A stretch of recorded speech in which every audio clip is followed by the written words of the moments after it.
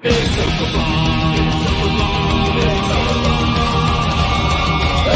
night in with Mauler and the drinker, getting trashed with the web screen thinkers. A cheap night cause I'm feeling kinda thrifty, got a 10-pack of beers and a bottle of whiskey. Hop off the cork, have a glass of wine, pass fail safe, I'll be fine. Trouble walking in a straight line, but pour me a Pinot Noir. It's open bar with our hosts, Mauler and the critical drinker.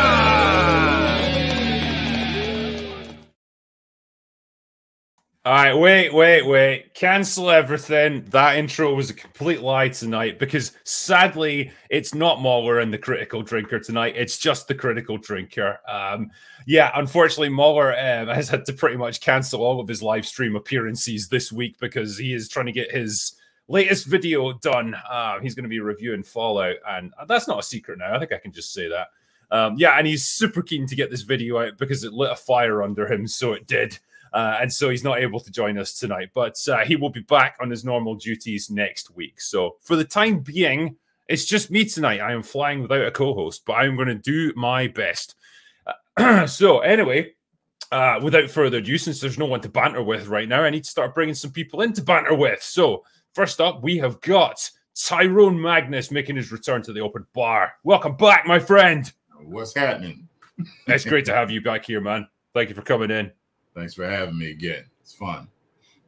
Yeah, it's good to have you on, man. And well, next up, we have got, this is making his debut on the open bar, actually. He is a wanted man at this point. He's got a bounty on his head. He is the one and only Grums. Welcome to the bar, sir. How's it going? Yeah, what are you serving? Anything you want, man. The bar is open, so help yourself. No, it's good to have you on. And yeah, I've been following the stuff that you've been covering recently. You've basically tackled all aspects of, how can I say it, the problems in video games. And it's been great to see you've really been leading the charge on all of this stuff. So it's kind of a brave move, you know? You cop a lot of heat for it, but it's good work that you're doing. It's a lot of heat. I saw what you guys were doing with movies and television. And I saw the same thing happening in games. Games are a little bit delayed because the dev cycles are longer, but all the crap that's hit Hollywood is going to start piling in over the next 2 years. And that's why one of the things I say is, hey, start fighting now before it sets in and all your favorite franchises are destroyed like they are in Hollywood. Exactly. This is the time to start. Yeah, so that's why I jumped in with 2 feet. And boy, it has been hellfire and brimstone. It has really been something of a ride. Oh yeah. World. Oh yeah. It's all part of the fun. Yeah. We'll actually talk quite a lot about this shortly. But what I tend to do with Open Bar, right, is because each one is like an annual event, I like to pick that year, the corresponding year for the Open Bar, and give you a few pointless facts about it. So I'll do my best here. I tried to collect a few for this is Open Bar 93. So for the year of our Lord, 1993, just to take you guys back a little bit. A gallon of gas would set you back $1.16 back then. Movie tickets were, on average, $4, and milk was $2.86 a gallon. The average house cost 116 grand, and the average income was about $31,000 a year. Wow. Wow. Things have changed a little bit. Yeah. In terms of movies, the biggest movie of the year was Jurassic Park, obviously. That did 338 million domestic, which was rather good. It was closely followed by The Fugitive, then The Firm, Sleepless in Seattle, and Mrs. Doubtfire. Those were the 5 biggest movies of 1993, apparently, which surprises me. But that's on domestic box office gross. I don't remember those years, though. I'm older. It was a good year, and although these didn't make the top of the list, other movies that came out in '93: Groundhog Day, Falling Down, personal favorite of mine, Last Action Hero, not so much. I know what I was trying to do. It was a bold move of a film, but I think they were trying. They were trying hard. I remember. Yeah, probably a little bit ahead of its time, perhaps. A Few Good Men, excellent movie. Aladdin, remember when Disney used to make good movies? I remember that. Demolition Man, we're basically living in that now, so that was pretty prophetic. Yeah. Reprogramming. Yeah. I love that movie. Now I hate it. Yeah. It's like when you're living it, it's kind of hard to appreciate it then. And Super Mario Brothers, legit one of the worst movies I have ever seen in a movie theater. That was horrendous. I came this close to walking out, and I was only like 9 years old. Even I could tell it was shit back then. And yeah, just out of curiosity, I looked up video games as well. So in North America, 5 biggest games of the year: Street Fighter 2, excellent. Mortal Kombat, excellent as well. Yeah. Star Fox, that surprised me. Yeah, I love that. Oh, wow. Yeah, Super Nintendo. Yeah. Disney's Aladdin. Damn, like everyone was just going Aladdin crazy back then. And Dragon Ball Z for the Super Nintendo. Okay. Those were the 5 biggest of the year. It's impressive. But I tell you, man, it was just looking at those movies, I just thought we were really lucky. It's like I could pick any year in the 90s and there would be absolute classics there that got released. Might struggle a little bit this year. Yeah. People say that the CGI in Jurassic Park is probably better than a lot of what's in Hollywood now. Is that true? Well, I think it's it holds up well, and a lot of it is actually practical effects. That's what people forget. Like they made use of a lot of animatronics for that, and you kind of overlook it, but the CGI was used very sparingly. I think you can see a little bit, you know, that scene early on when you see all like the brontosauruses or whatever they are, like they're out eating grass and trees and stuff. Oh, yeah. A couple of those scenes look a little bit ropey, but for 1993, I don't mind. Like that was life-changing when you saw it as a kid back then. Something special. Brachiosaurus, people are pointing out. Oh, sorry, I don't know my dinosaurs. Yeah. But you think about Ant-Man and the Wasp, or what they did with some of that, and then you look at Jurassic Park, it's like, okay, come on now. Yeah, some saying that what Pirates of the Caribbean, the Davy Jones locker one, which one was that? The third one or the second one? Right? They're saying that that's the high watermark. That CGI has gone downhill since then. I think it kind of was, yeah, because the Davy Jones looks fantastic even now, and it's a good few years ago. I think again, it was a time when special effects houses weren't completely overwhelmed with work. And every movie didn't have like 5,000 special effects shots in it. Well, I had a lot of friends in the effects industry, and you know, companies like Digital Domain. I don't think they're around anymore, and of course ILM. And they were telling me how everything was just suddenly shipped overseas, and you know, budgets were cut, and it was lowest bidder. And studios got into trouble because they had to bid lower and lower for crappier and crappier work, and then they just had to close. And so a lot of my friends lost their jobs during that time. And there's no push anymore to sort of like push CGI to, you know, there was a real race back then. When I talked to these guys and my friends of mine, they had a passion to sort of push it and see what they could do. And now it's just how fast can you churn it out? Yeah.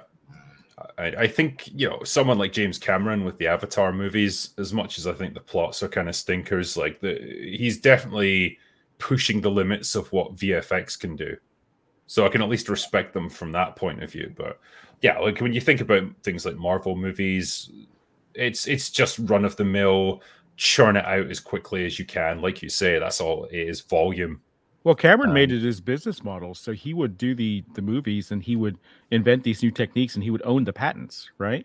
So that's basically how he continues to make money off of innovation, and why innovation rewards him. I didn't know that. Okay. Interesting. No, that's interesting. There's actually a super chat come in just for you, Grums. It says, it's from Tomok, who says, Grums, with us boycotting AAA games for 2 years, do you consider Kickstarter games indie or AA? I currently have Song from the Abyss and Arm Fantasia backed. I think Kickstarters are firmly indie unless they're going to supplement with outside funding. Because what I'm calling AA and what a lot of people are calling AA is around the $20 million budget mark, maybe a little higher, a little lower, depending on who you talk to.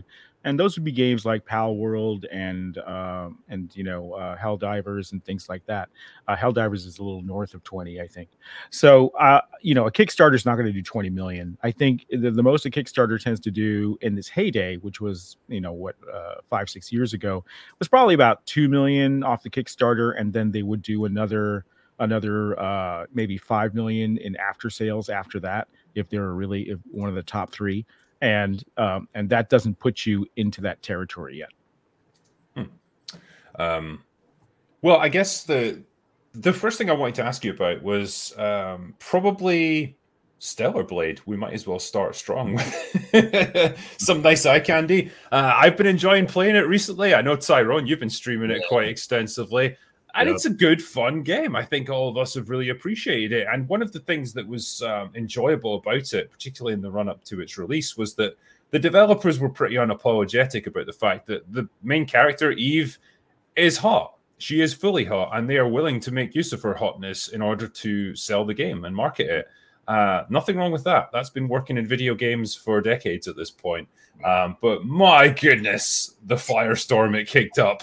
The games journalists of the Western world collectively melted down over this one, and it's been a battleground ever since, really, hasn't it? Mm-hmm. Yeah. It's one of those things to me. I've just thought of this. Just think about when you look, first of all, marketing beauty has always worked. So when you think about this, of course, we're going to want to see a good looking character. We've had good looking characters for years. But imagine if McDonald's marketed to you the picture of the burger that you get when you get there, rather than the beautiful burger that's set up in the right? Exactly. They know what's up, but they've got this screwed up mindset where they just want to push unattractive as if it's some type of virtue thing. Like, we want the unattractive to know that they're beautiful too. It's like, we know they are. We know that there are all different types of good-looking people out there. Everybody's got a different look and different tastes. That's fine. But sex sells. Good-looking sells. Just don't make it disgusting, and you know what I mean? And don't mess not exploitative, basically, and gratuitous. Yeah. Yeah. I had to get that out. It's a real pushback. That people bought the game and were so hyped for it even before anybody knew the gameplay was good, right? And it wasn't just because it was a beautiful female there. It was a beautiful female coming out on a PlayStation. All right, PlayStation, which is notorious for censoring Asian games, into the ground, and people were tired of the hypocrisy where you can have, full nudity in Cyberpunk, and you can have, bare sex in Baldur's Gate 3, but God forbid you should have an anime character or an Asian character with a little too much hip showing. So this was a real sort of pent up, I won't say demand, it was a pent up backlash that was waiting to happen. And when Sony looked like they were going to turn the corner and allow this game to happen, and that a studio who was known for its fan service was going to go ahead and do this, everyone got super excited. And so that's where and then they leaned into that marketing, and this was the big mistake, right? And they said, we're going to be uncensored worldwide, and without explaining what that meant, right? And meanwhile, their trailers are showing one type of costume, and what shipped is another type of costume. But what's worse than that, on the disc, it matches what was promised, but you're forced to do a day one patch that takes all of this away. So people who had all their hopes built up for finally some pushback to the insanity that is censorship in AAA games has, that they have not only marketed this, but they have reneged on their promise and fallen into the same double standard trap that Sony's doing. That's why there's all this anger, and not anger at the game. People love the game. I'm always out there saying, buy the game. It's great. It's a huge win for us, no matter what, that we got this far. But people are upset because of what, and they don't know who to blame. They don't know if it's Sony. They don't know if it's Shift Up. Nobody knows. Well, I mean, what I'm showing you here, I guess, is an example of the kind of things that they've changed slightly. And like you say, it's relative, because what you still have is an extremely hot woman with a pretty revealing outfit in the shipped version. But they have made changes to tone down the cleavage and stuff in order to appease certain people. And I guess what the gist of this seems to be, it's not so much the reality of the things they've changed, it's the principle of the fact that they have started to bend on this one. They have started to make changes in order to appease either Sony or like certain vocal people online who have been complaining about it. And you ever notice guys- that same anyway. piece of black They're not going to fabric? buy it anyway. Yeah, they're not going to buy it anyway. Yeah, exactly. And I think it's funny because it's such obvious Sony censorship because they always have the little black triangle of fabric that goes into the cleavage. They should sell that. They should sell that PSN branded in their merch store. Yeah, they did it to Tifa, and it's like, here, ladies, you can have an official Sony cleavage patch, and it's always black, and it's always a little triangle, and you just put it between your tatas. I don't even understand how it works because it's like there's a zipper there. So like, what is that black thing just hiding behind it and it just unfolds or something? Yeah, it's just stupid. Women are mysterious. Yes. Yeah. So are their clothes, yeah. Yes. I think there was hold on, see if I can show the other one because there was another controversy around this. See if I can bring up the next one. The other suit, I can't tell the difference. I saw people talking about that one. It's like two-tone. It's like white and red or something. Oh, it's called the cybernetic bondage suit. Yeah. That's the actual name. So this was the other thing. Yeah. I mean, as a Brit, I'm like, I don't even understand what this means. Like, Nobody does. Nobody got Would you like me opinions to except explain journalists. it? I don't know if you can get away with it on YouTube or not. I'm guessing it's bad though, and it's Yes. Here's the thing. Think of rappers and Yeah. how they say that particular word with an A at the end. The problem is when there's something controversial going on with that word, someone will say, this guy came in, he was using the word with the hard R and everything. Right. So there's a differentiation. You know, sometimes you get into the argument of, oh, well, why can black people say it and we can't? Well, it's how you say it and all this, but that's a much deeper discussion. The problem is people are saying because over in America, we talk about it, and when it's bad, we say hard R. He said it with a hard R. So they're thinking that's what you're saying, but maybe they're just saying play harder. Maybe that's what they're saying. Play harder, you know?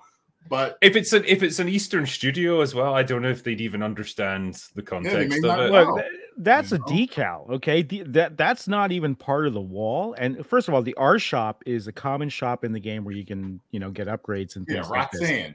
Yeah, and the graffiti is a decal that artists use to break up, long stretches of similar looking bland walls and things like that. So they stick that everywhere. And this is just like a random happenstance of the graffiti next to the R shop, and journalists lost their minds and made Sony patch it. I would have changed it to game, so it's gamer with the hard R. But you know what? Maybe we talked about Roxanne's personality. If you play it, she's kind of she's an asshole. So maybe it's her that they're talking about. You know what I mean? I don't think the update was any better. They changed it to crime. So and people say that the crime R means something. That means something too. I never heard of it. That's first I heard of it too, but that's what they're saying is that's in the Urban Dictionary too, and so you can't win. So no one's saying that don't patch that. No one's upset about that. They're upset about what was marketed, and then nobody marketed the hard R. I'm not. There's not even any context to this image. I'm just putting it up there because I like it. Why not? Bit of gameplay there. I've seen so many thumbnails with that picture. Why not, indeed, gentlemen? Why not? But no, I mean, it's. I guess my question is, like you mentioned that Sony have a habit of censoring Eastern studios that show a little bit of cleavage, that sort of thing, but they don't do the same thing to Western studios that show a lot more explicit stuff. Like, is there a particular reason for that, or what? I have no idea. I think it's because there's a certain fear about anime, and people who don't understand it just automatically assume that everyone in anime is underage. I think that's where it comes from. And just because it's a cartoon and it's marketed towards kids and that type of thing, that's what they think. It's a cartoon, it must be for kids.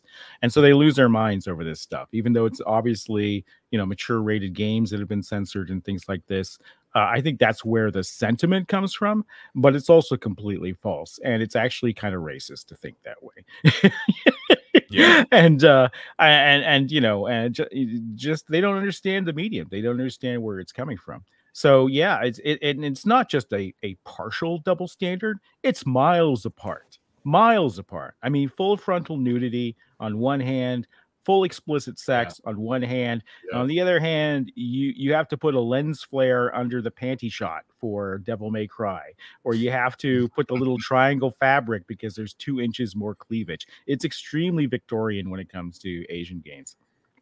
It's an odd one. Because I'm old enough to remember the 90s and the 2000s when, that's when gaming transitioned into 3D and you could start rendering female bodies a bit more accurately. And they weren't afraid to exploit it for a bit of, a bit of extra, coverage, media attention, and ultimately sales. And I think it ties into that reality that sex sells. It always has. And putting attractive characters, whether it's male or female, on screen is probably going to boost the sales of your game. It's just the reality of the medium. And attractive female characters are just as much a female fantasy as a male fantasy. My wife will not play a game if there's only ugly avatars to choose from. She wants that sort of ideal, beatific, sexualized even to a degree, experience. Everyone wants to play a game to escape reality, right? Yeah. And to live out fantasies. And I don't understand why we have to be realistic in games and only in this specific area. We can have everything else. We can have weapons that blow up entire cities, but we cannot have extra jiggle physics.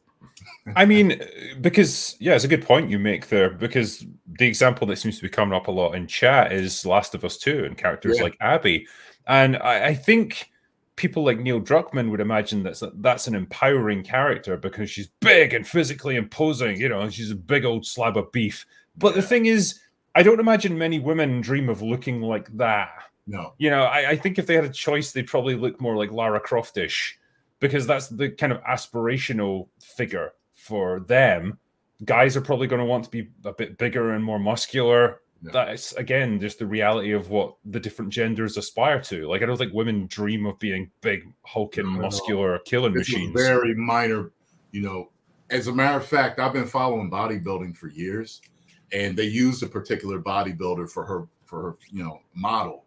And I'm telling you, women that get that big, they have a very hard time off the stage in life and continuing after the stage is done, finding other things to do. A lot of them turn to corn and other things because they just, and they've changed their voices. Some of their voices sound like mine. They have jawlines like all of us. It's like they become their own science experiment. And it's not, most guys aren't attracted to that stuff, or women. So I mean, for you, Grums, you've obviously been in the industry a long time. When did you notice this stuff really starting to bite? These changes, this kind of puritanism, and the other things that you've covered, say the push to make female characters ugly. It started about 10 years ago with, Anita Sarkeesian and Feminist Frequency. They did a lot of damage. We have to admit that they were able to push through all of this. They got in front of the UN to talk about it, right? United Nations. And ever since then, especially when the Me Too stuff came along and everything else, this became a thriving consulting industry within the games industry, and schools started to crack down on this, and with the Title X stuff, and it was just very, very sensitive for a long time, and you couldn't talk about this stuff, and nobody was willing to push back against it, no matter how insane it was and how far it went. And that's when everyone got a toehold in that. So that's when it happened about 10 years ago.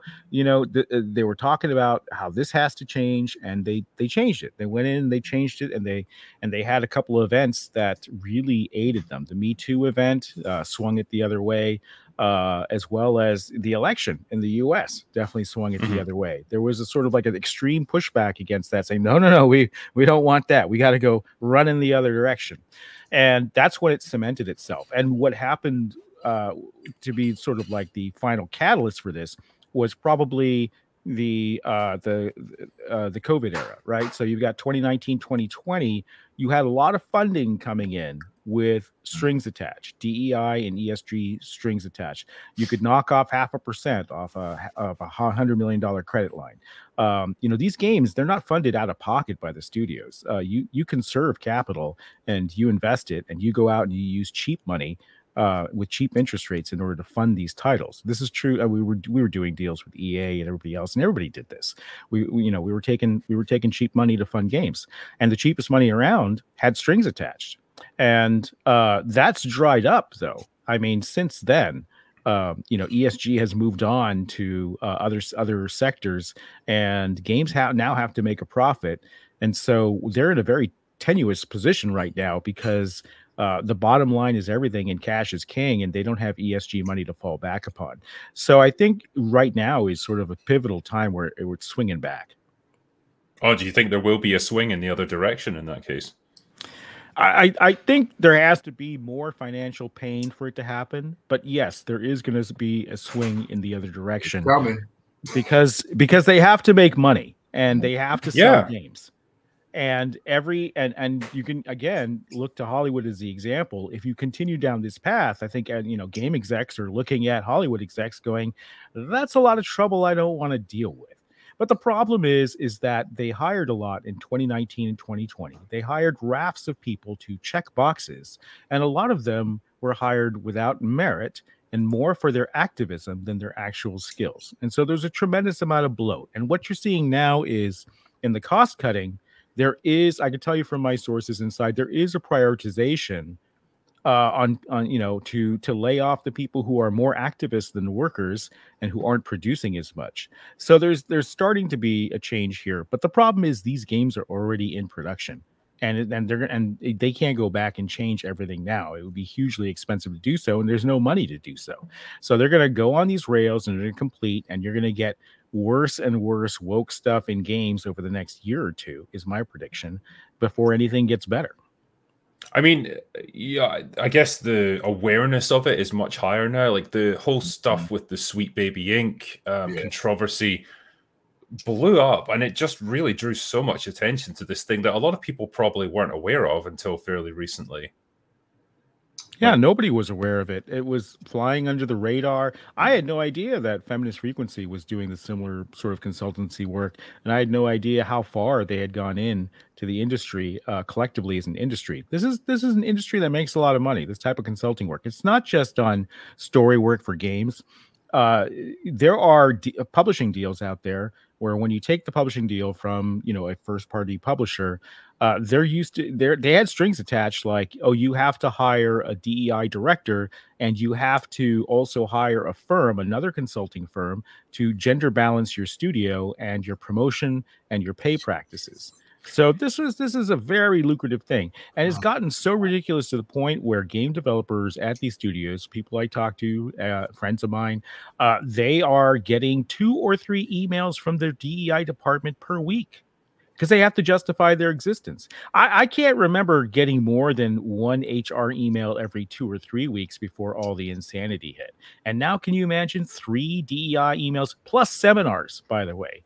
And in case of Blizzard, I can tell you that a friend of mine was forced to go to a seminar because he was a white, straight male, and he had to go to a seminar, a sensitivity seminar, where he basically had to admit, his privilege. It was like a struggle session, a Maoist struggle session, and this is what they do. They have to justify their existence as DEI departments. They send out 3 emails a week.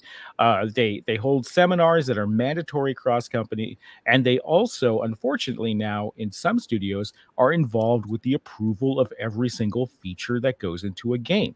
Now, this is at some major studios. The worst of all is probably Ubisoft, but Activision's also on that list.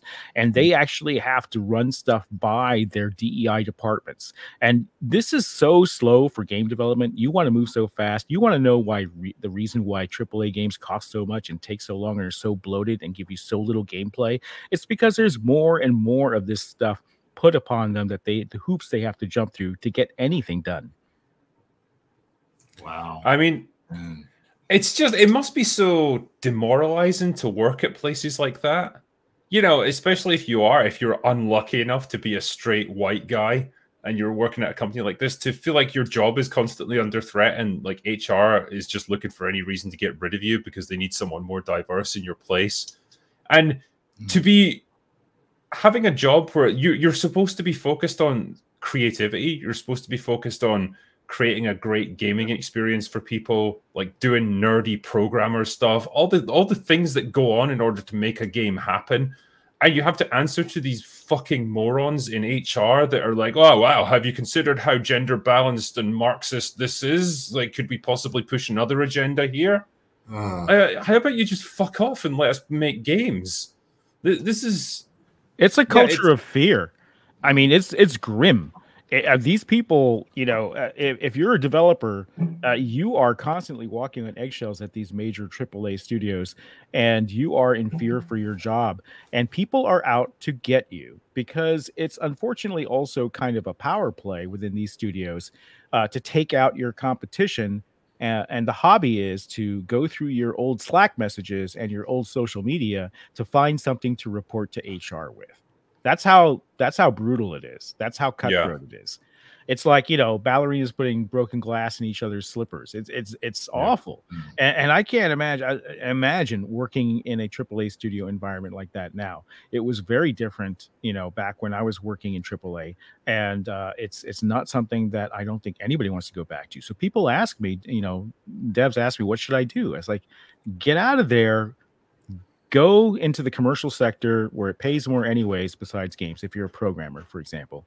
Or just get out of there and go indie for a while and wait it out. It's going to get better, but not until it gets a lot worse.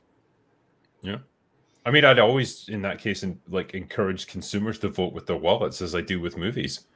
You know, if there's a game that pushes this crap, fine, just don't buy it. Right. You don't have to kick up a stink on social media, even if you don't want to. Just quietly don't buy the game. That's why they freaked out about Cabrutus's list. They don't want you informed. They don't want you to know what they're doing. They have to work in the shadows, or this doesn't work at all. And so, thank goodness that, you know, public awareness has risen about this stuff, because people need to know and they need to make informed decisions. I agree. I mean, in some cases, it's staring you right in the face, as we've seen with some of the examples we've given. There's another one. What have they done to my Lara? Jesus. Yeah, I think I saw a video on this. I think Melanie Mack was talking about it. Is that Call of Duty, Lara, or something? I think it is. Yeah, it's the Lara skin for Call of Duty. But like, this is an officially licensed character model. So like, Crystal Dynamics had to have approved this, and this is what they went with. What an angry looking man. I think we can see, like, obviously the image on the left is from the Tomb Raider remasters, so like it's not like hyper realistic or anything either, but like it's recognizably a woman. It's like feminine features, right. Whereas the one on the right, it's like basically a dude with long hair. Like, it's so shit. Like, they've even like canceled her tits down to absolutely nothing because can't have that. Yeah, like, it's amazing. It's always the male jawline. They got to change the jaw, and they got to thin out the lips. Yeah, you know, it's not even, and they have to get rid of the hips and the waist. It's just everywhere. So, you know, what I'm told currently at I won't say which major AAA studio, but this comes down from the art directors for sure, but it also comes up from the artists who. There's a pervasive feeling that this is just the right thing to do. That it is it is improper to display a feminine woman, and that they have to, and the right thing to do, the moral thing to do, is to make her into a man. and that is just Yeah. the pervading feeling in these AAA studios. It makes no sense. We can have hyper masculine men, but we can't have hyper feminine women. Someone with a soft face, with curves. She has her breasts and hips. She can't have that. Why does she have to look like us? It makes no sense. The thing is, as well, right? There's a balance that they can strike, because again, it seems to be predicated on the idea that a woman can only be like strong and compelling and interesting if she's a man. Right. And it's a flawed premise, because then you get things like the characters from the Resident Evil games, like Jill Valentine, or Meryl from the Metal Gear Solid games. Like they're not like hyper feminine or anything, but they're still very recognizably women, and they're attractive at that. And they are strong, interesting characters in their own right. I mean, Jesus, look at like Tifa and Aerith from the Final Fantasy VII remaster. Again, very attractive, very beautiful, but also very interesting characters by themselves. And it's like they just don't get it. I don't understand why they can't why they can't wrap their heads around this concept. Doesn't make any sense.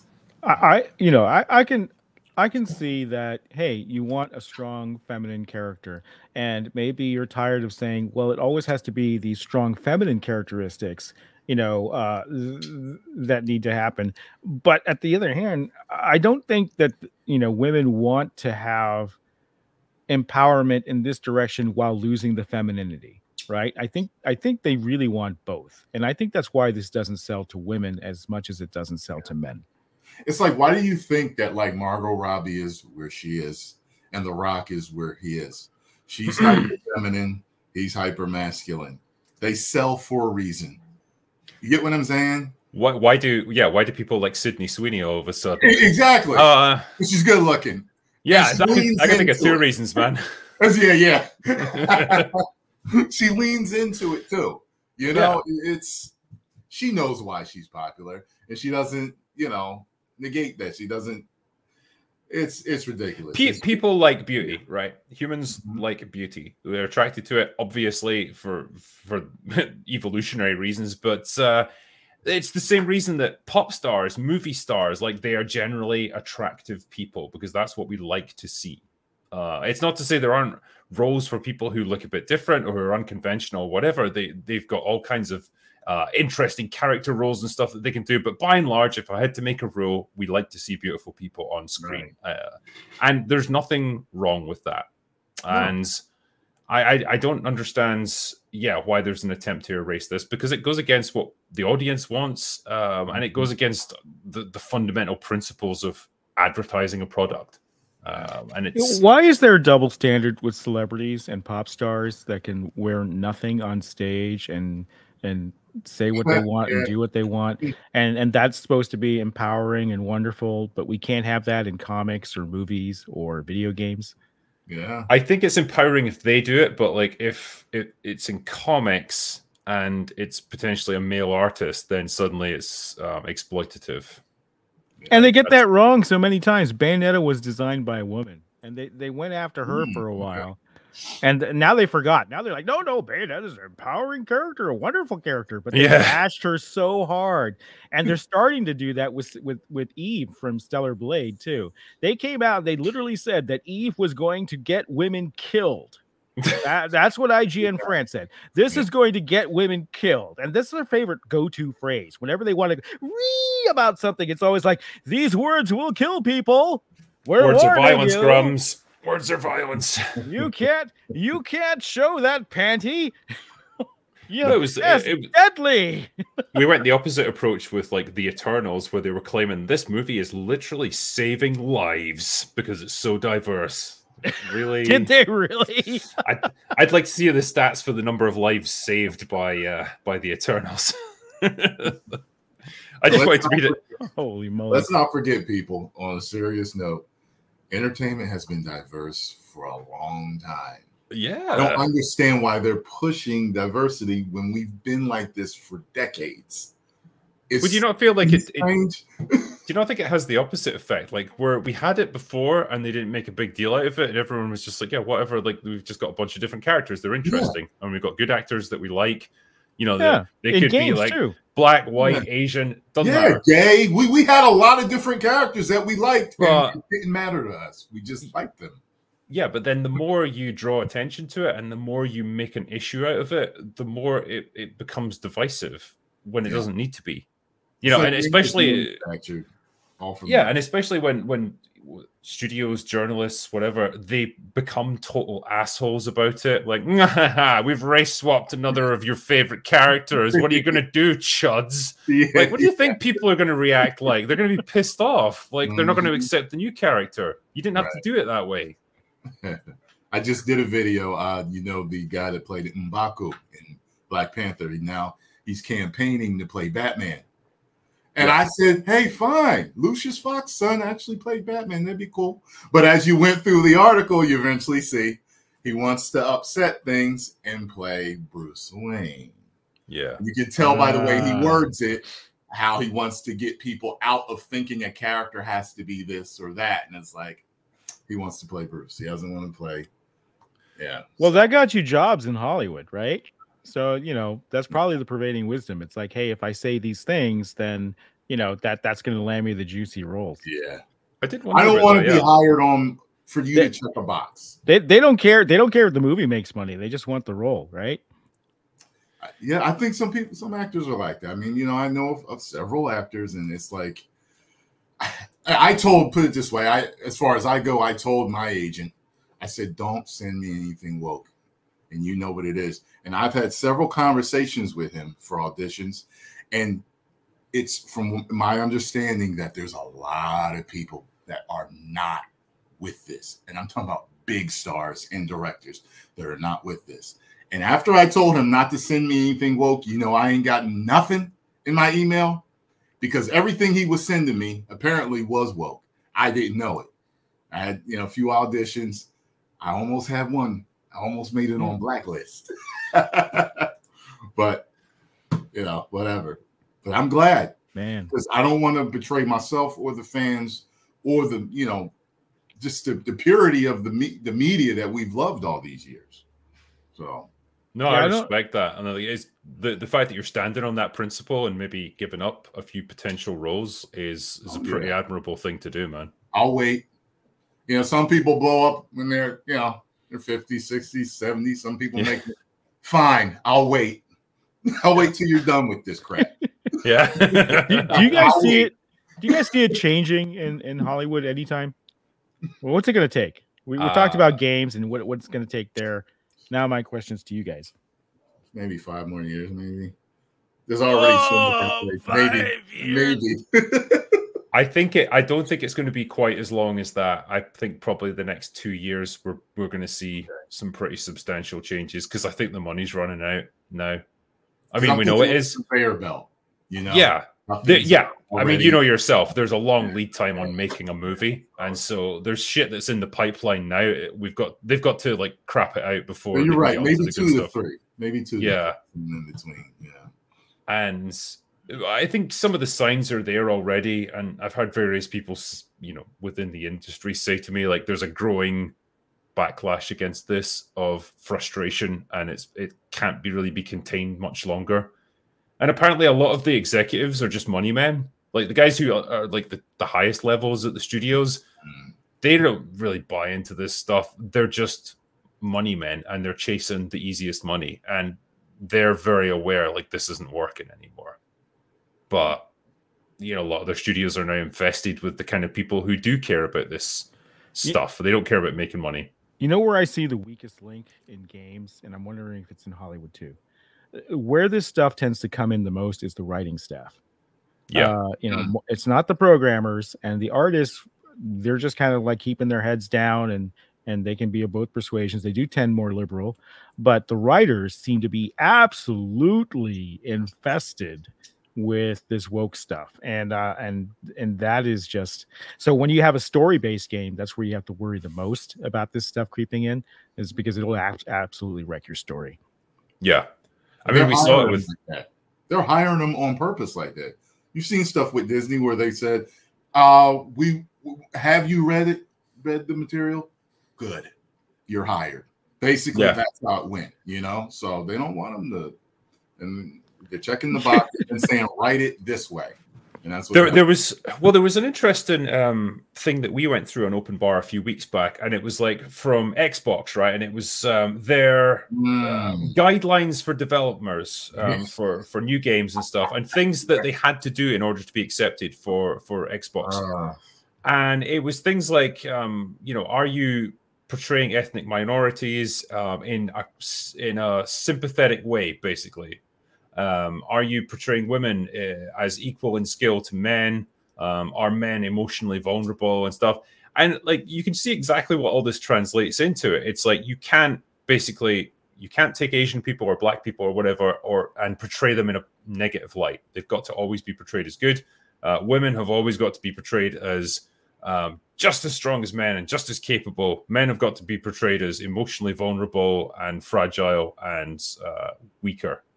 And if you've got all of those constraints put on you as a game developer and as a writer of a story, what is your chances of producing anything decent at the end of it? It's like going into a boxing match with an arm tied behind your back.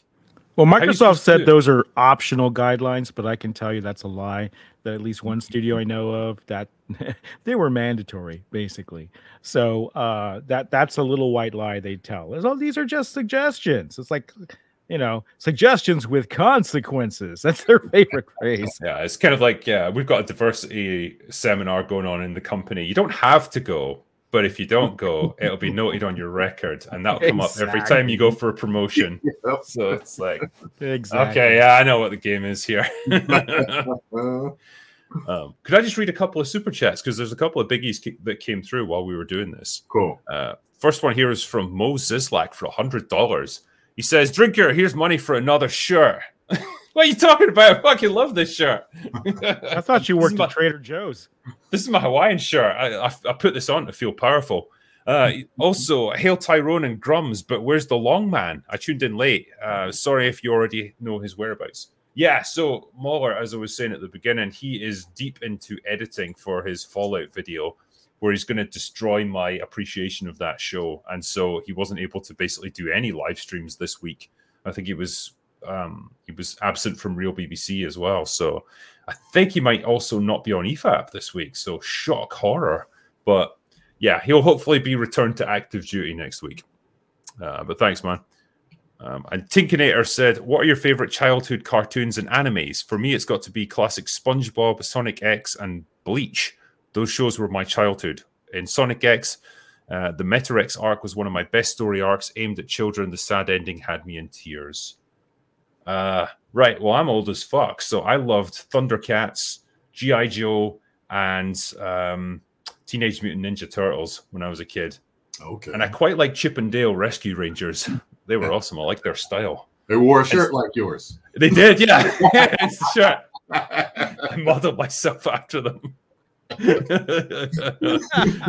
Yeah, what were your guys' favorite childhood cartoons? Man, okay. Thundercats, Transformers, G.I. Joe, Teenage Mutant Ninja Turtles, an anime, Dragon Ball Z. And that's just me stopping short because there's others. I'm going to date myself here. No one's going to know these shows. So I didn't grow up in the U.S., right? My dad was Navy, so I grew up overseas. I'm half Asian, half Caucasian, and so when I was growing up, it was a lot of Japanese television because I lived in Japan for a while, and we were watching stuff that I couldn't understand because it was in Japanese. But I remember seeing Godzilla in the theaters in Japan and Ultraman in the theaters in Japan. And as for anime, what I got into was the old school stuff, the old Macross stuff, with Minmay and everything else. And then later on, it was probably Gundam. And also, I remember watching they call them OAVs back then. I don't know what they call them now. They're like short movies, right? Called Megazone 2-3. And I loved part 1 and part 2 and A and B. So that's what I grew up with. It's sort of like the proto-genesis of all this stuff. Okay. Cool. Yeah. Man, we've got different generations of people here. Like, yeah, it's pretty cool.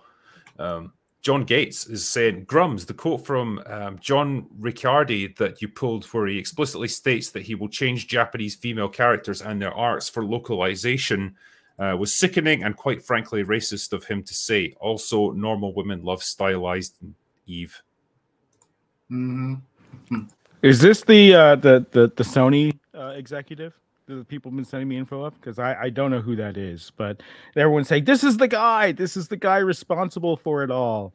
And I you know, that while that may be true, I can tell you that the forces come from every direction: top, bottom, sideways, left, right. You know, it's it's a smorgasbord. It's well, it's nice to see that apparently normal women enjoy stylizing Eve as well. So I guess like they get to mess around with the outfits that she gets to wear. They do look pretty cool. I don't know how practical they are for going into combat. Like I've not seen too many female soldiers with high heels, but I don't care. It looks amazing. Yeah. And Sunderbrace, this is for $100. Thanks, man. Said, "Hey, Drinker, sorry to ruin the vibe, but I've got an important question for your guest. Why should any of us?"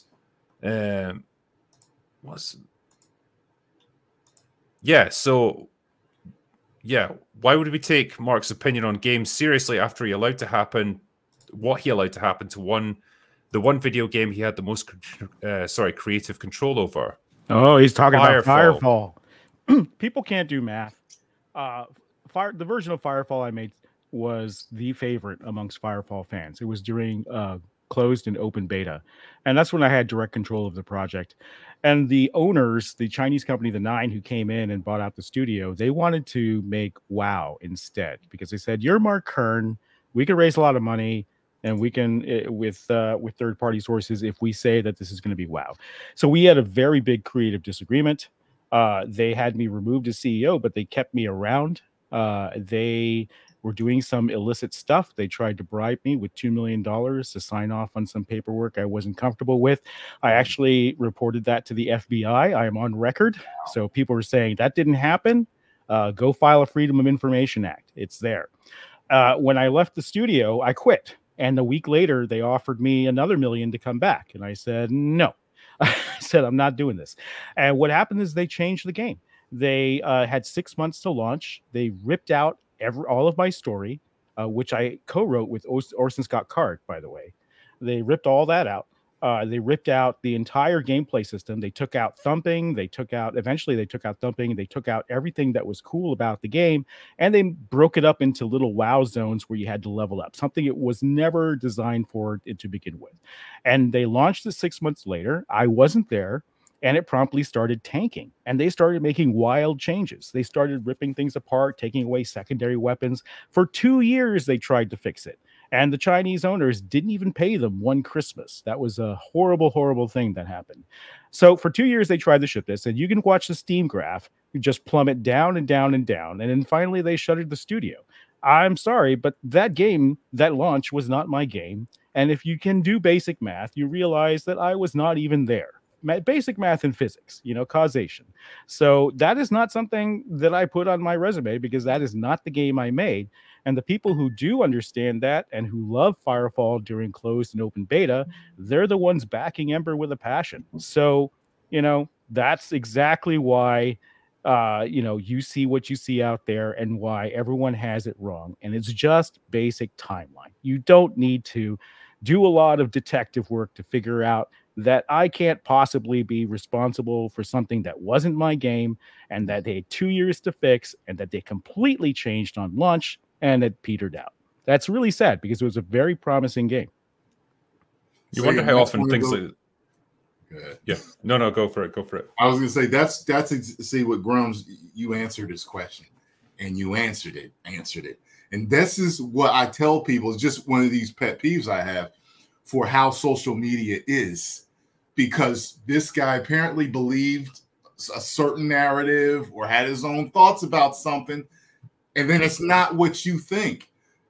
It happens so much on Twitter and everywhere else where they talk about us and they say this and that, but they don't know the full story.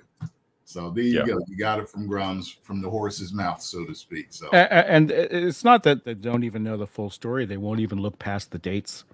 It's like the game failed 2 years after I left.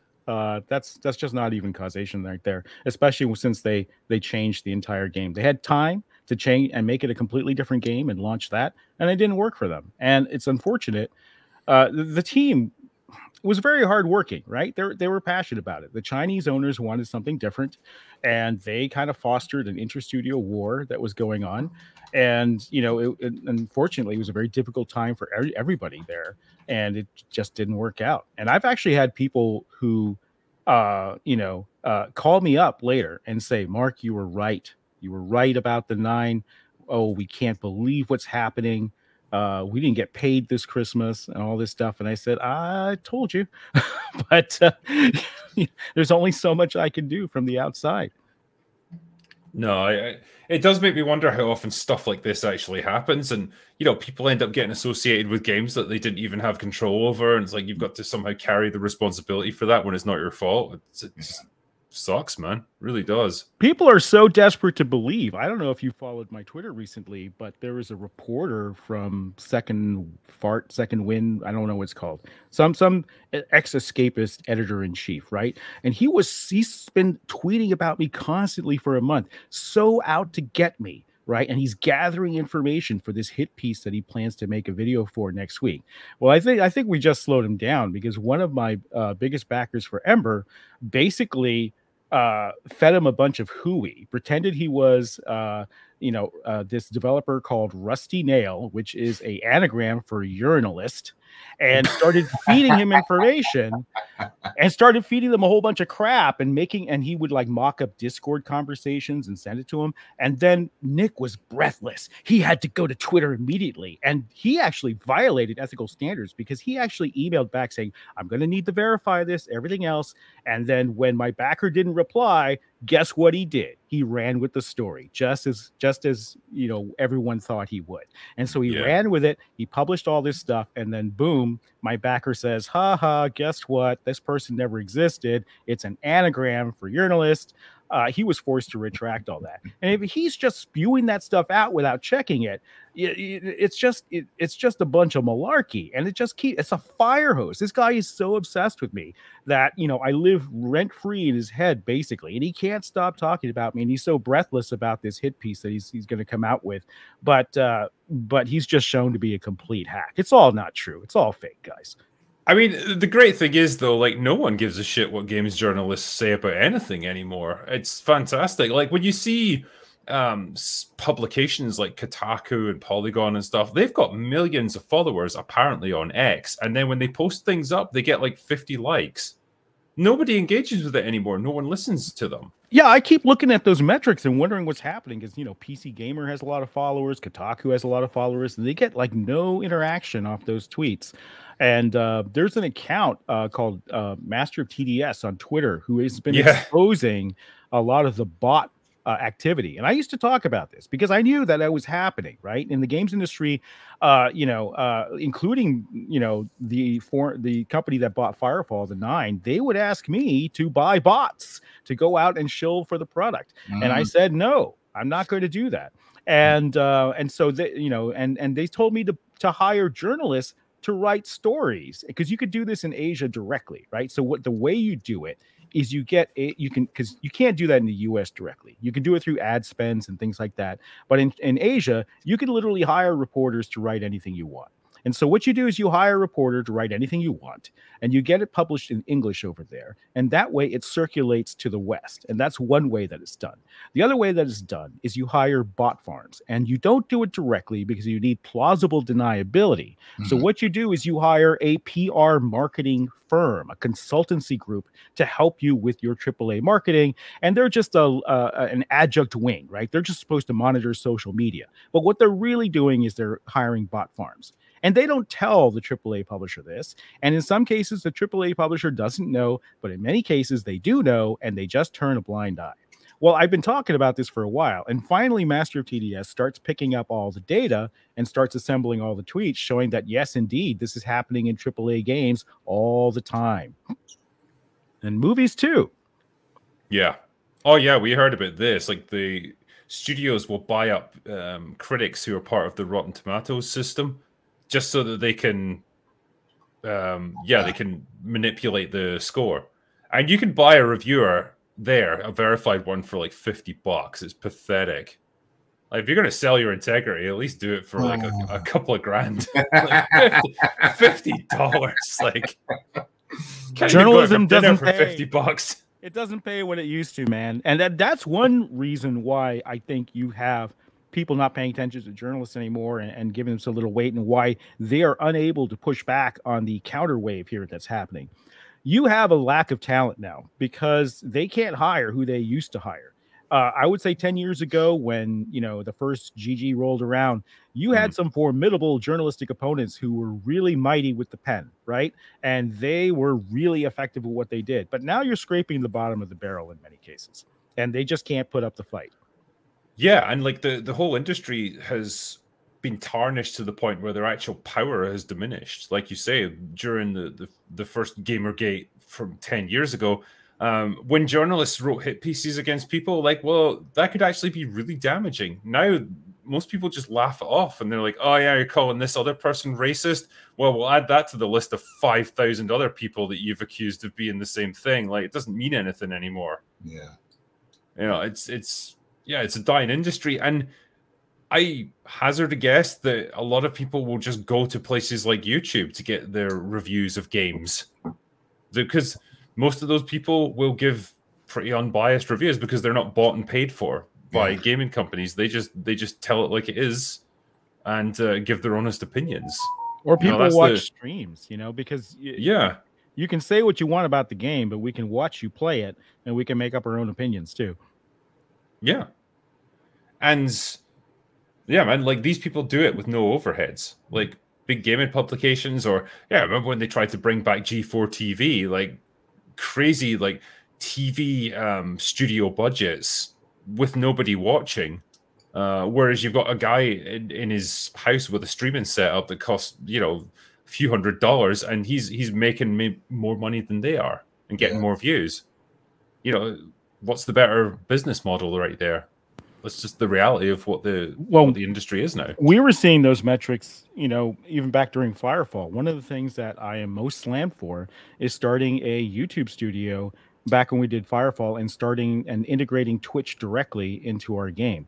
Because I said, this is the future, this is the way it's going to go. And we had the original founders in the office talking to them about Twitch, and we had the second largest Twitch event ever streamed, and we brought YouTubers on board to do it. And we were looking at the metrics going, holy smokes, this is beating out, because back then you bought banner ads and magazine ads to advertise your game. But everything we did, it was so much more cost effective to do our own YouTube videos and sponsor our own videos.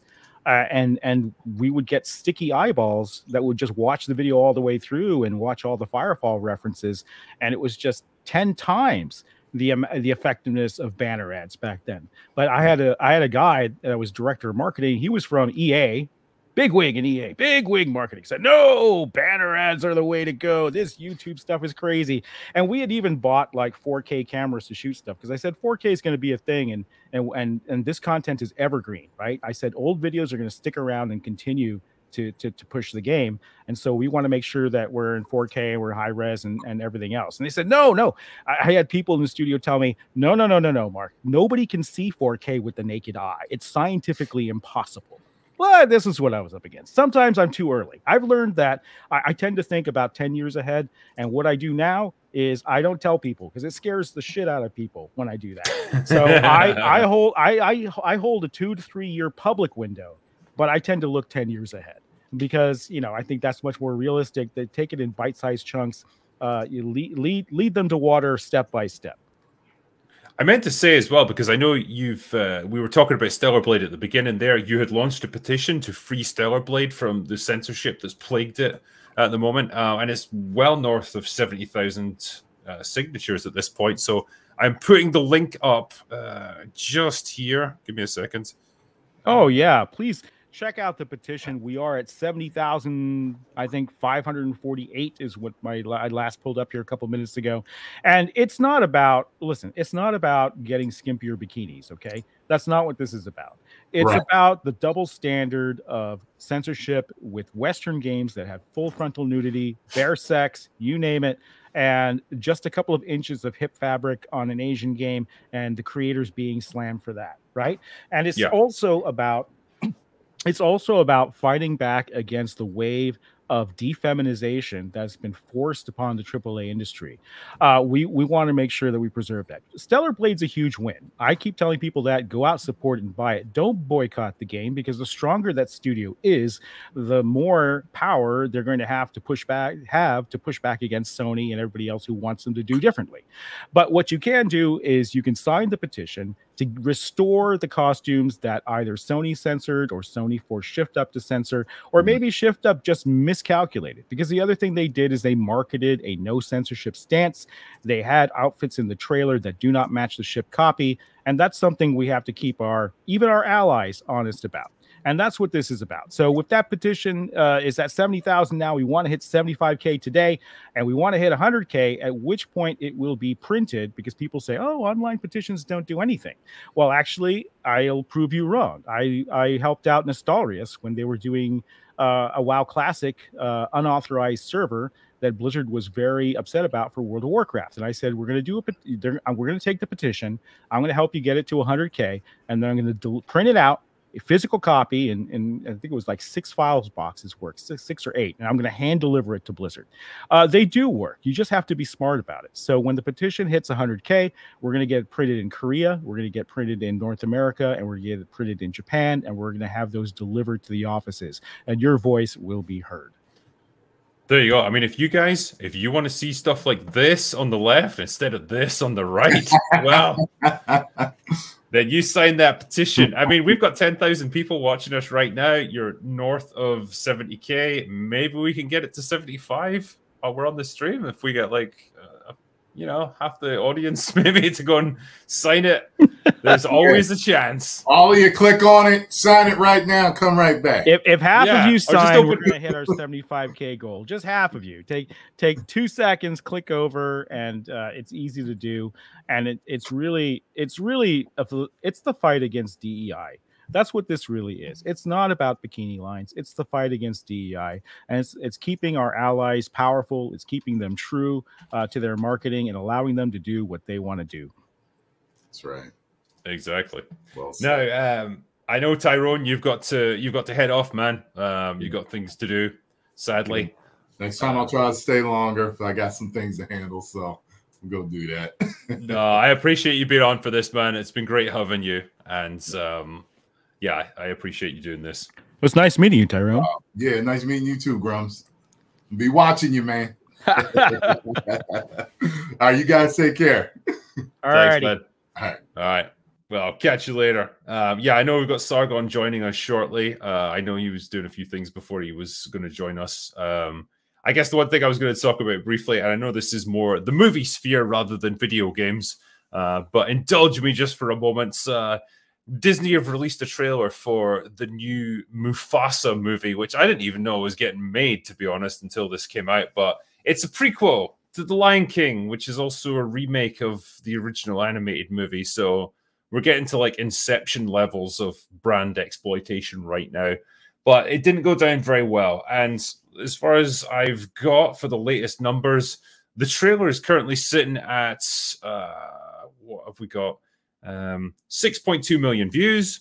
It's got 110,000 upvotes and 248,000 downvotes. And Disney ended up blocking comments on it, so nobody can comment on this trailer anymore because the reaction to it was so negative. And I don't know if it's a combination of, just hating the concept of it, not really being interested in having a prequel to a movie, a remake that wasn't even wanted in the first place. And also just a general hatred of Disney and everything that they produce at this point. But man, that is a brutal ratio. And when it gets so bad that you have to disable comments on your YouTube video, it's bad. It's real bad. So I don't know, man. Can we run it? Can we watch it now? Because I haven't seen it yet. I can. What's the best way to do this? I can't really play it. Tell me about it. Yeah, I can't really play it with sound, unfortunately, because they'll nail me for copyright. So I'm just trying to think if there's a way I can do this that won't get me bans. Hold on. I'm going to see if I can bring it up, and I can, at the very least, I can just kind of skip through it. So, and I'll give you like at least an idea of what. That's right. I'm used to being banned. They tried to ban me over the petition. They mass reported me as a not safe for work account and got me search banned on Twitter for 3 days. And then the hashtag for some reason is now shadow banned too. It won't autocomplete. So hashtag Free Stellar Blade gets suppressed. We had it trending though. We had it trending for a while. And I've never had so much pushback. I mean, I've talked about Sweet Baby Inc. I've talked about, Gamergate. I've talked about all this stuff. No one has tried to stop me as hard as this petition for Free Stellar Blade. They are so triggered by having a feminine action hero from Korea, in a video game. It's just been absolutely insane. And of course, there's the bounties we joke about too. Like I know, yeah, like genuine, like people actually putting bounties on your head. I know some of it was kind of done in a jokey way, but I just feel like if other people had made that same joke, they would have got immediately banned from their platforms. I can't make that joke. If I made that joke, I'd be off everything instantly. Yes, exactly. But it's somehow okay to do it against you. So it's kind of an interesting one. And I don't know, man, like for some reason, this is just like Stellar Blade has become like the battleground for gaming. Helldivers had it for a while because they really wanted like a pride flag or something in the game. I don't know what they were hoping to achieve with that. It didn't seem like the kind of environment that would be, promoting that kind of thing. Like when you see the sort of totalitarian regime that the game's based around, like why would there be a pride flag? Yeah, I've never seen anything like it, and I think my bounty's up to 50,000 now. And and people think the first guy was fairly serious about it. But I asked the question: when is it okay to make death threat jokes? And people can't answer me. It's like, I want to know the specific circumstances under which and the true test is if I can say it. All right. So just let me know. Yeah, it's like, well, there's different rules for you, So Yeah. what I'll do, I've got the trailer, so I don't know, I'll share it here, right? So you can at least see it. Let's see. Okay.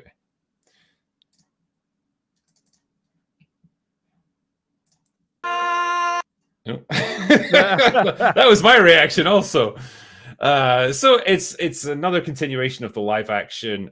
We say live action. No. It's all CGI, It didn't work the last time. Why are they doing it again? Well, I think it did. Like in terms of box office, I think The Lion King was actually pretty successful. Yeah. Let me just tell you, Lion King remake box office. I'm pretty sure it was 1.6 billion. So it was a hugely successful movie. I just question why it was made, because it's just telling the exact same story. Like it's the same attitude I have towards all of the live action Disney remakes. You're just telling the exact same story again, and I don't really know what anyone's meant to get out of it. It's not an improvement over what you had before. It's just different visuals. I guess if it made money, they're going to try this now. Yeah. So this right here is, hey, Mufasa from The Lion King, who was in it for like 20 minutes and then died? Like, well, that's him as a kid. So now we get to have his story. I mean, how far back do you want to go with this? Do you want to then have his dad? The origin story. Yeah, like it can go on forever, and they would, as long as there's money to be made out of it. And it's something I pointed out as well. Like, I don't know if you remember things like The Lion King, but the animation that they used was extremely expressive for the animals. You could really, like, they had human-like reactions because they're animated. You could do whatever you want with them. With this, they tried to keep it photorealistic, and so you've got cats and stuff who are saying, very emotive scenes. Like they've got very emotive dialogue, but they've only got the facial expressions of an actual cat. And that's got to be some uncanny valley right there. It is, yeah, because then their mouths end up moving in really unnatural ways, and it just looks crap. So yeah, you got it here. It was. Oh look, it's another Stampede. Got the monkey. I'm surprised Scar's not in it. Actually, I'm sure he'll show up.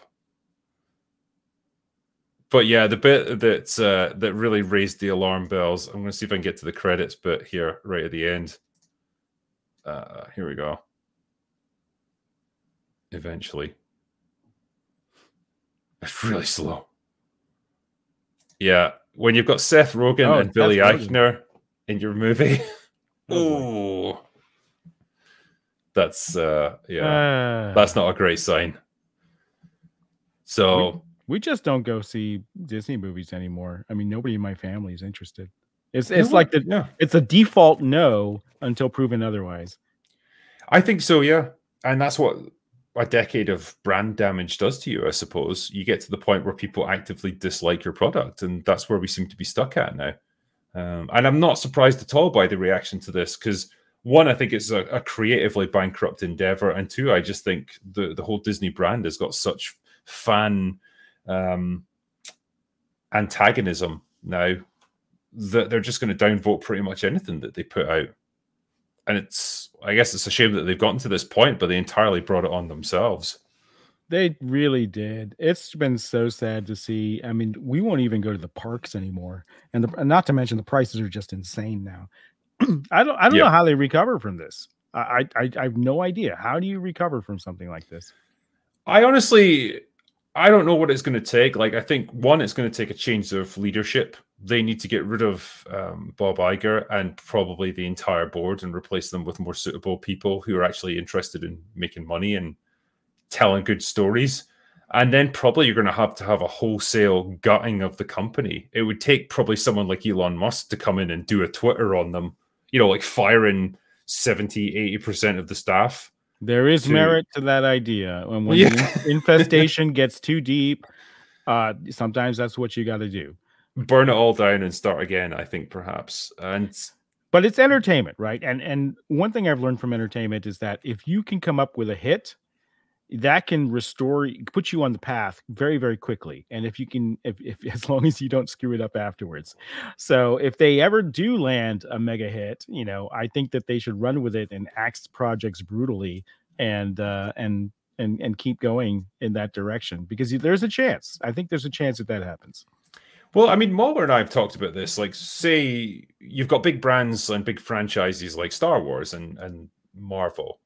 Those are things that Disney have bought over and kind of run into the ground. And we've debated, like, what would it take to rehabilitate them in people's minds, to restore them to their former glory? And I personally think, like, one, you're probably never going to do that. The Marvel universe is never going to be as big as it was 5 years ago.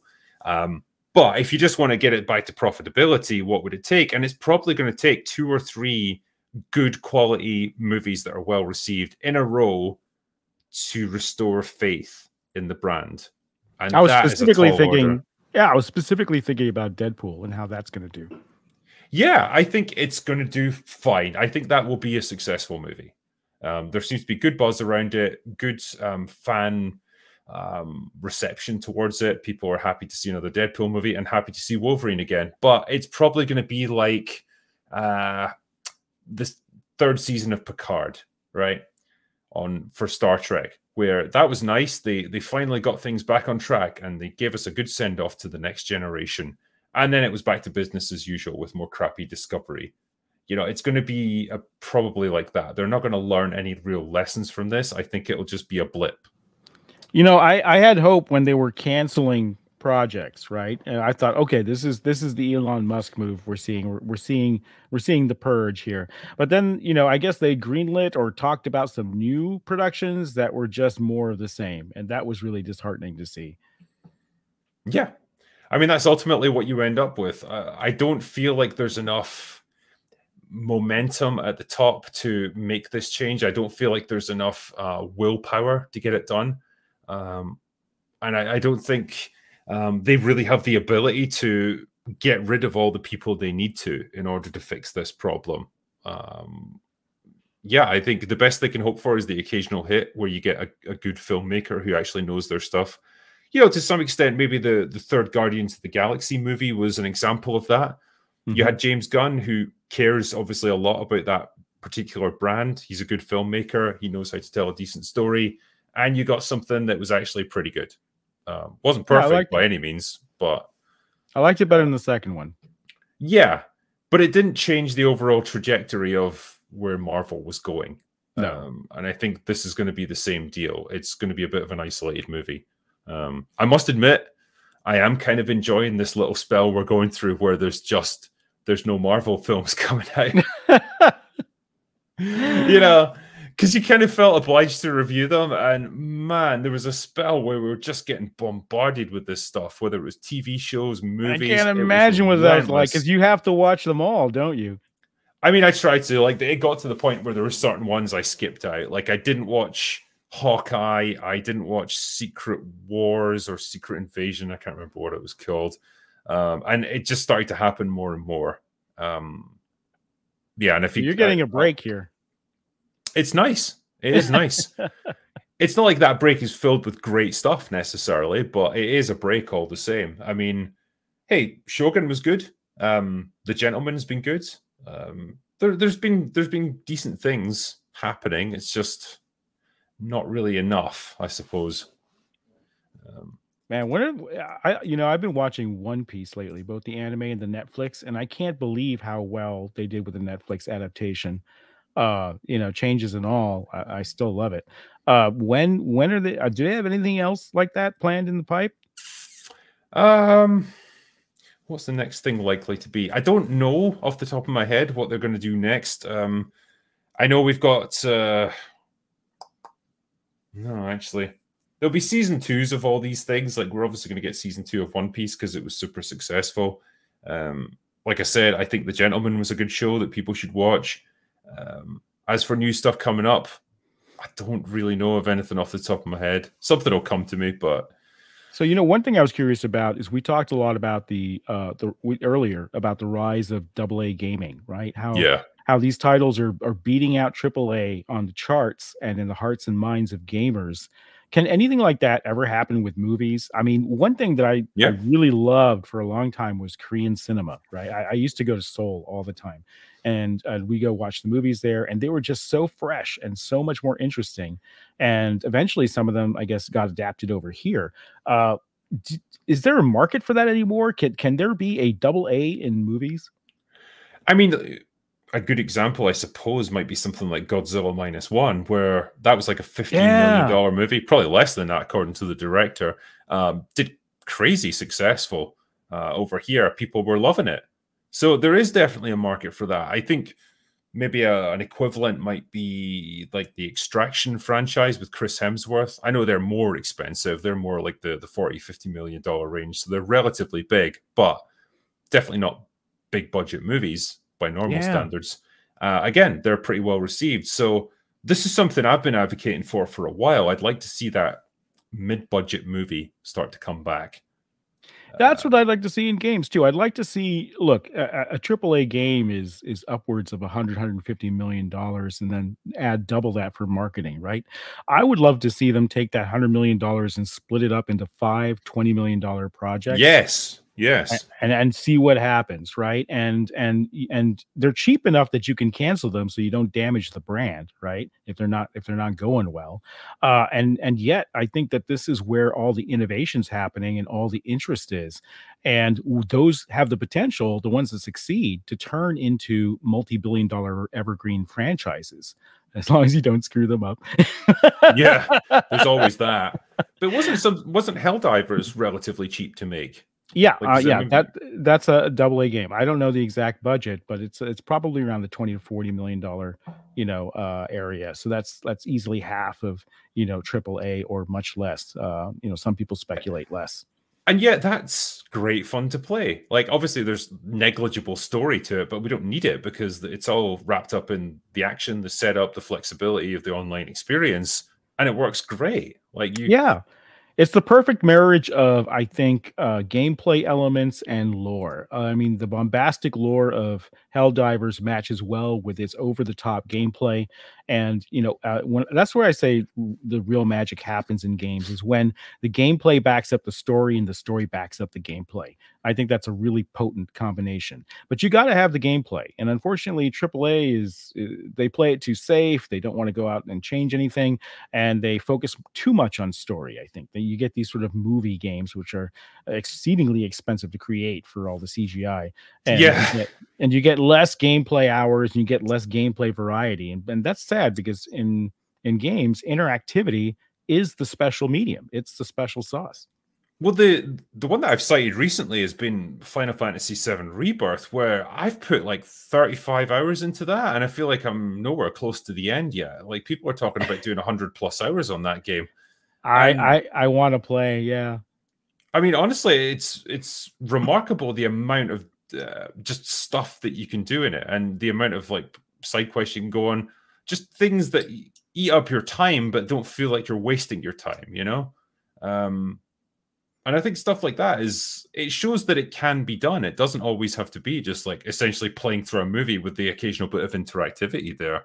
I know there's definitely annoyances. Like, there's the old like painted yellow ledges that so you know exactly where you can climb up on things, like stuff like that. It's just Stellar Blade has this too, yeah. Fucking modern games, man. It's like, oh, don't leave me to think about it even for a second. Like, I have to be told exactly where I can go, you know. Reminds me of that meme video, if Doom were made today, you know, and it's got like pausing the gameplay every 5 seconds to tell you the obvious control or what you should do. Yeah, no, totally. Because I remember playing, you know, the old like the Tomb Raider games on the PS1, the Resident Evil games, that sort of thing.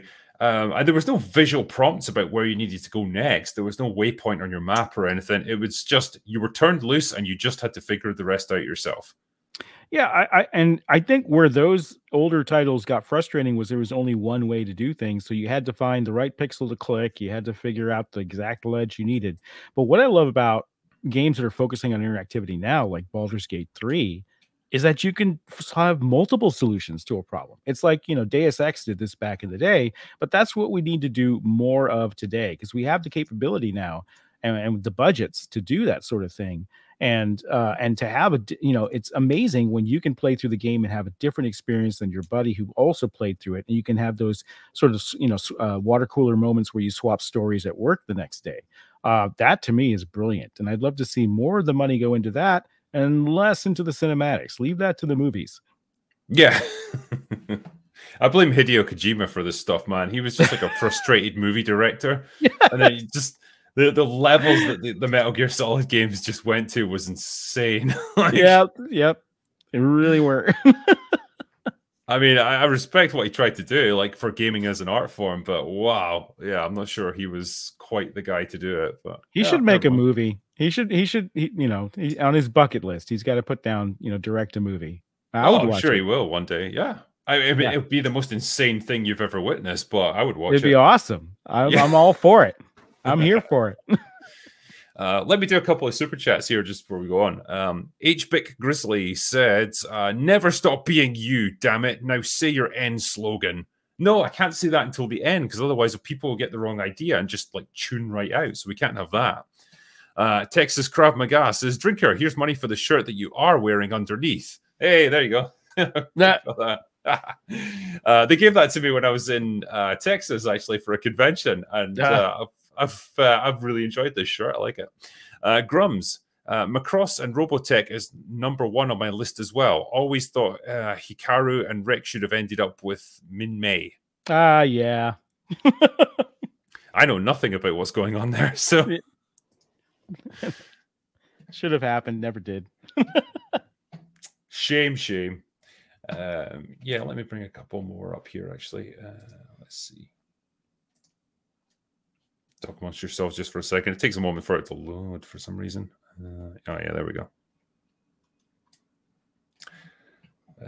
Yeah, here's a question for us. David Lamplife says, you're stuck in a room and must choose between watching all the films forever, nothing else, from either J.J. Abrams or Zack Snyder or Rian Johnson. What would you choose? That's a horrible choice. I liked early J.J. Abrams before I realized what the trick was, before I realized what the mystery box was all about. I thought it was all going somewhere. So never is it? I guess I could rewatch the early stuff. I think I could tolerate that without losing too many fingers as I gnaw them off. I think with that one, yeah, because even with Zack Snyder, it's like, okay, I really like Watchmen. I liked Dawn of the Dead. It was a bit pointless, but I liked it nonetheless. Then you're sort of running on empty. And with Rian Johnson, I'm reliably informed that Brick is quite good. Wasn't a huge fan of Looper, and then you're getting into the Star Wars and Glass Onion, Knives Out kind of era. So I don't think I could take him. I think it might have to be J.J. Abrams as well, actually,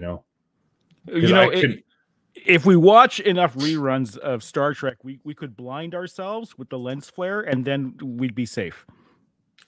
I mean, maybe, yeah. I couldn't do Rebel Moon Part 1 and 2 again. I would lose my mind if I had to watch that. So, yeah, it might have to be JJ, as much as it pains me to say this. What was this other one here? John Gates says, Final Fantasy is fine to me because, sure, there's long movies, but then it has epic boss fights and combat segments too. Like Final Fantasy 16 just had an awesome story and awesome combat to me. It was semi-linear like Arkham Asylum 2, so avoided the open world bloat. Yeah, I mean, I don't know if I'd agree on the story necessarily. Maybe it was just me not paying attention properly, but man, at a certain point in Final Fantasy 16, I just felt like I had no fucking clue what was going on or why. There was a bit of a problem with cast bloat, I think, where there was so many characters, it became difficult to follow what was going on and what everyone was trying to accomplish. But the combat was excellent. I enjoyed that aspect of it. And yeah, there was a kind of semi-open world aspect to it where you could do a bit of exploring, but it didn't become overwhelming to the point you were just kind of caught up in the loop of it. I don't need open world anymore. Do you not enjoy it? Well, all right. It needs to be more dynamic and filled with stuff, and that's something that I tried to do early on during the beta of Firefall, was using dynamic events that would interact with each other to create sort of emergent gameplay in the open world. Now, and we were also early on into AI and using AI directors to sort of monitor players were having fun and to feed them fun along the way and to do more of the things they like to do. I think the technology was too nascent back then. I think you could do it now. So I would like to see open world where we have AI directors and we have AI content, not so much NPCs. The technology is not quite there yet for NPCs to stay on the rails and to be able to deliver a non-generic story. But I think you can do it for sort of like encounter design. You can have on-the-fly encounter design where it's something you haven't seen before, not just a quest, but sort of like how the waves of enemies are set up and the rewards that are given to you and that type of thing. I think open world could turn into something quite incredible over the next couple of years here if you use AI correctly. It'll be interesting to see where it goes. We've actually got Sargon ready to go here. Don't worry, man, you're only an hour and a half late. It's good. I'm really sorry, man. Oh no! Now we have to get Thursday is our regularly scheduled D&D night, and I was like, right, that's why I was like, okay, I'll come at 10, man. Obviously it ran over. Sorry, I got it as soon. Now I got to be intellectual and think. And I know, yeah. We have to put our posh accents on. Sargon's in the house. I don't have a posh accent. I got a southern accent. There's nothing posh about my voice, I swear. Mate, honestly, I'm Scottish. Like Newcastle sounds posh from my point of view. Sargon, your lighting is beautiful, by the way. That's well done. Your lighting is beautiful. You know, it's just two lights, just literally there and there, and it just does it all for you. Yeah, which is good because I have no technical skills at all when it comes to any of that sort of stuff. I really don't. We were we've just been discussing a little bit about the changes that have gone on in video games, the uglification of female characters, the general trend towards censorship and bending the knee towards journalists, who we all kind of universally dislike now as a force within the industry. That's only because they're all evil. I mean, there's just that, you know. Apart from that, they're fine. They could at any point in their lives choose to not be evil, but every single fucking time they lie and they misrepresent. And so you're just like, okay, well, it's such a weirdly consistent character trait for journalists, isn't it? Like, it is, yeah. Am I wrong? You know, it might be on the. Well, it might be in the interview. You know, are you willing to lie consistently to achieve your aim? Yes. You know, you need to be a real piece of shit to do this job, right? And they're like, well, you know, tick. You know. The one thing I was curious about though was your take on Helldivers, because I know you've made videos about this, kind of covering like the politics of it and, you know, the reception that it's gotten, I suppose, because a lot of gamers, as I understand it, like they can take the satirical elements of it and say, well, yeah, okay, this is making fun of like the sort of pro-military jingoistic propagandism that you get in totalitarian regimes, but also just have a lot of fun blowing up bugs with big guns and not really care about what the developers might be trying to say or what people might be trying to interpret from it. There's probably that base human instinct towards, hey, it's kind of fun to just blow up a nasty looking enemy and win, you know. I think developers and just progressives generally tend to forget that not everyone agrees with them with everything. And so when they present something, they say, hey guys, isn't this bad? To their fellow progressives, they'll go, haha, that is bad. Look at my media literacy. But to people who don't think it's bad, they'll go, no, that's great. I agree with that, actually. You know, so blowing up an alien race that wants to consume all of humanity or whatever, no, that's a good thing from my perspective, because I'm not a weird communist. And so, yeah, no, we should kill them all. So when they're like, haha, isn't this silly? It's like, no, that's actually good, and I endorse it. If genocidal alien races need to be defeated, I'm very, very. I hate the trend. Every time we bring up an evil race at a big dev studio, it's always like, well, are they really the baddies though? I mean, maybe they're just sensitive. They're misunderstood, you know. It's like, no, why can't we just have bad guys? We want to blow up bad guys. Yeah, no, it's they really hate the idea that there can be an unnuanced villain, as in someone who I mean, and the thing is, when it comes to like Starship Troopers style bugs, what's the nuance? You know, no, they're an evil alien race that wants to consume the human race, and so we as the humans are justified in fighting them. There's no moral complexity here, you know, and they are desperate to introduce it for some reason. You know, there's something about like the positive assertion of our own moral status that they have a problem with. And it's not believable to them, but it's believable. But it's not about being believable. It's about the refreshing fantasy of having black and white morality in a video game where you blow stuff up. That is liberating, because we are constantly walking on eggshells and we need to blow off steam. I mean, look at like the greatest fantasy stories are always just really black and white in the morality. I mean, no one's like, well, maybe Darth Vader's really the good guy in Star Wars. Maybe Sauron. Well, yeah, maybe we can hear him out, you know? Have you heard about Sauron's mother? Yeah, exactly. Yeah, do you know what happened to him? Maybe you would have some sympathy for once.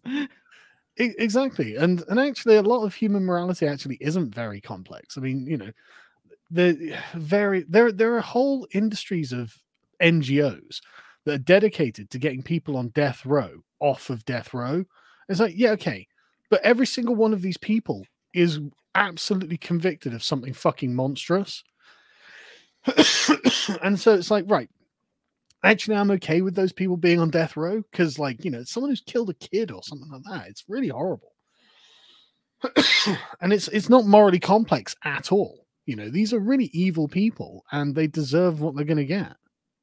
I think as well, like, if you were to take something like Starship Troopers or Helldivers, because they're basically synonymous with each other, as your framework for this, right? Mm-hmm. What's your choice here? Is it a human, what you've essentially got, like a totalitarian regime with a veneer of like, you know, we're preaching democracy and freedom, that's just propaganda, versus genocidal alien insectoids that want to eat your face? You know, it's not a perfect choice. It's not a utopia that you're choosing here, but I'm probably going to side with the humans on this one, you know, just on the basis that they don't want to eat me. On what grounds is it not a perfect choice? Even though, you know, it's like, okay, I mean, these are an existential threat that are trying to kill me. I don't really have a choice. You know, it's not about morality anymore. It's about survival. Yeah. And surely any creature has got the moral imperative to preserve itself. So I don't even need to have a conversation about it. Not the Wokies. They have an imperative to destroy themselves. Well, yeah. Well, yeah, that's the thing, isn't it? But the thing is, you with the woke types, you've got to remember they're desperate to live in some kind of Star Trek universe where everything can really be done rationally. You know, oh, well, we can actually just have a conversation with the enemies. Which in Star Trek, that doesn't work. Well, did they work it out with the Borg? I was just going to ask. Exactly. You know, do they work it out with, like, you know, whatever? No, they've got to fight them a lot of the time. That's what it comes down to. I would love to like see a scenario where they try to bring one of the like arachnids from from Starship Troopers to Earth and say we're going to rehabilitate it and integrate him into our culture. I think it'd be fine. Like once he'll settle in, he just kills everyone around him. Did you ever read the Alien comics from the 90s? No. Oh gosh, no. I remember though. They were superb. I used to have all of them, and I didn't realize they'd become valuable, and so I didn't take any care of them. But the story, the first story in the comic series, is of this one lieutenant or commander or something, and he's cybernetically modified the aliens so he can control them, or so he thinks. I remember this in a novel. Right, okay. And so he takes them back to Earth, and then of course it turns out he can't control them and they just kill him. Yeah. And it's just it's that kind of thing where it's like, look, if you've got this remarkably dangerous thing, you know, you're probably not as big brained as you think you might be. Just take the safe route, and it's okay to just eradicate the mindless killing machines. That's actually okay. You know, we're free to do that. Yeah.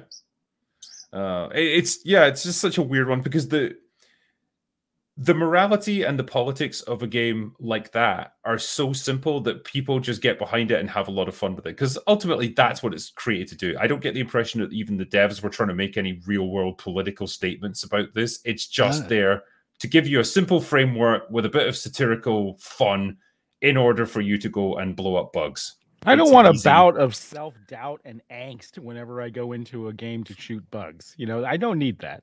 Yeah. That's not what it's about, man.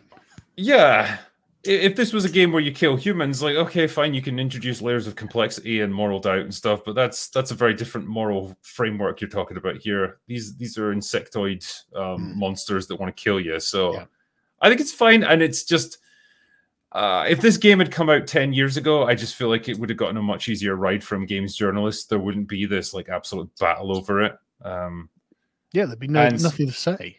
Yeah. Like, you know, a good example of this was the first Deadpool movie. I kind of hated it, actually. It's not that Ryan Reynolds isn't the perfect Deadpool. He absolutely is. For me, it was the gratuitous killing of the mercenaries in the beginning, where he's just murdering these guys, and we're supposed to sort of take pleasure in their death.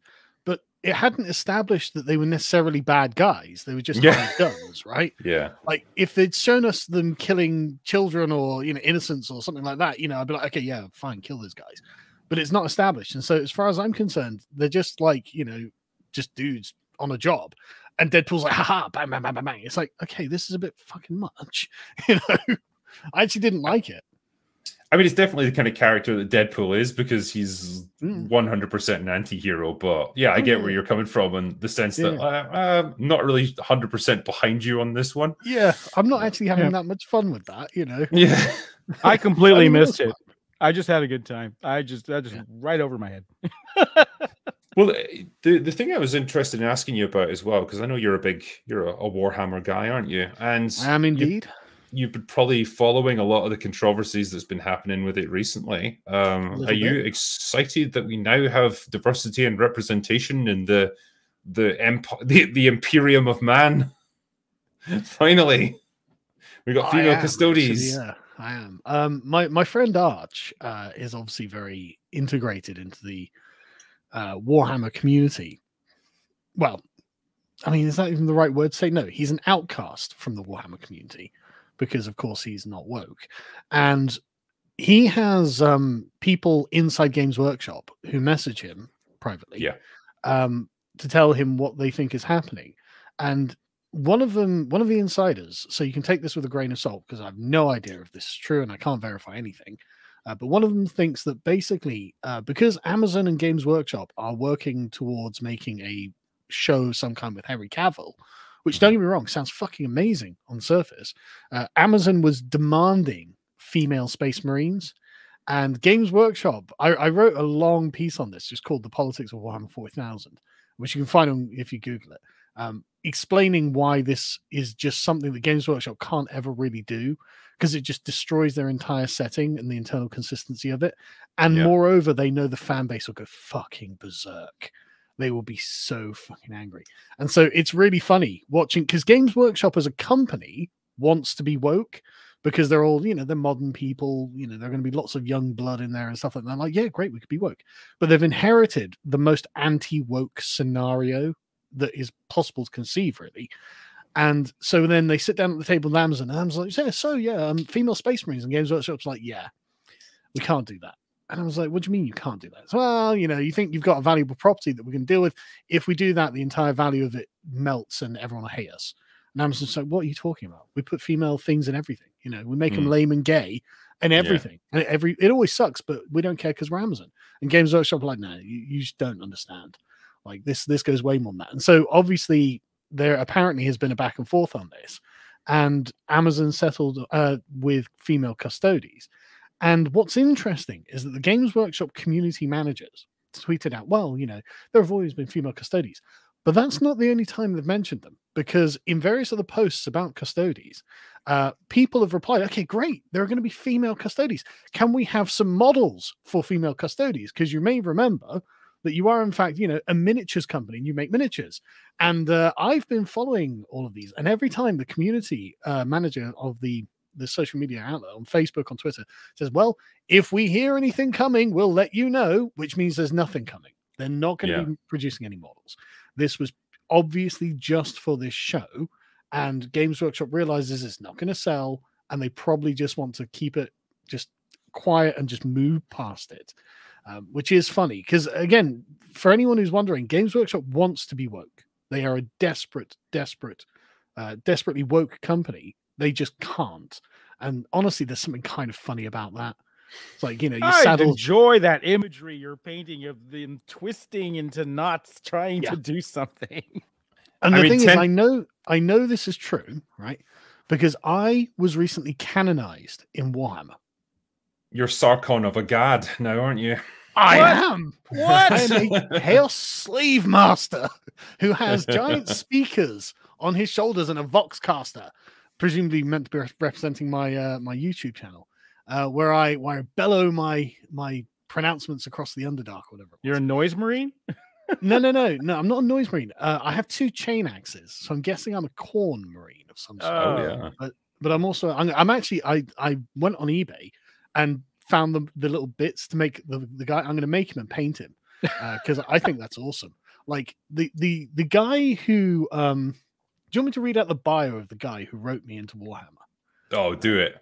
Oh, you're not joking. This isn't this is. I'm not joking. It's a guy called Mike Brooks, right? And if you look at this, Mike Brooks 668, he's got a mohawk, right?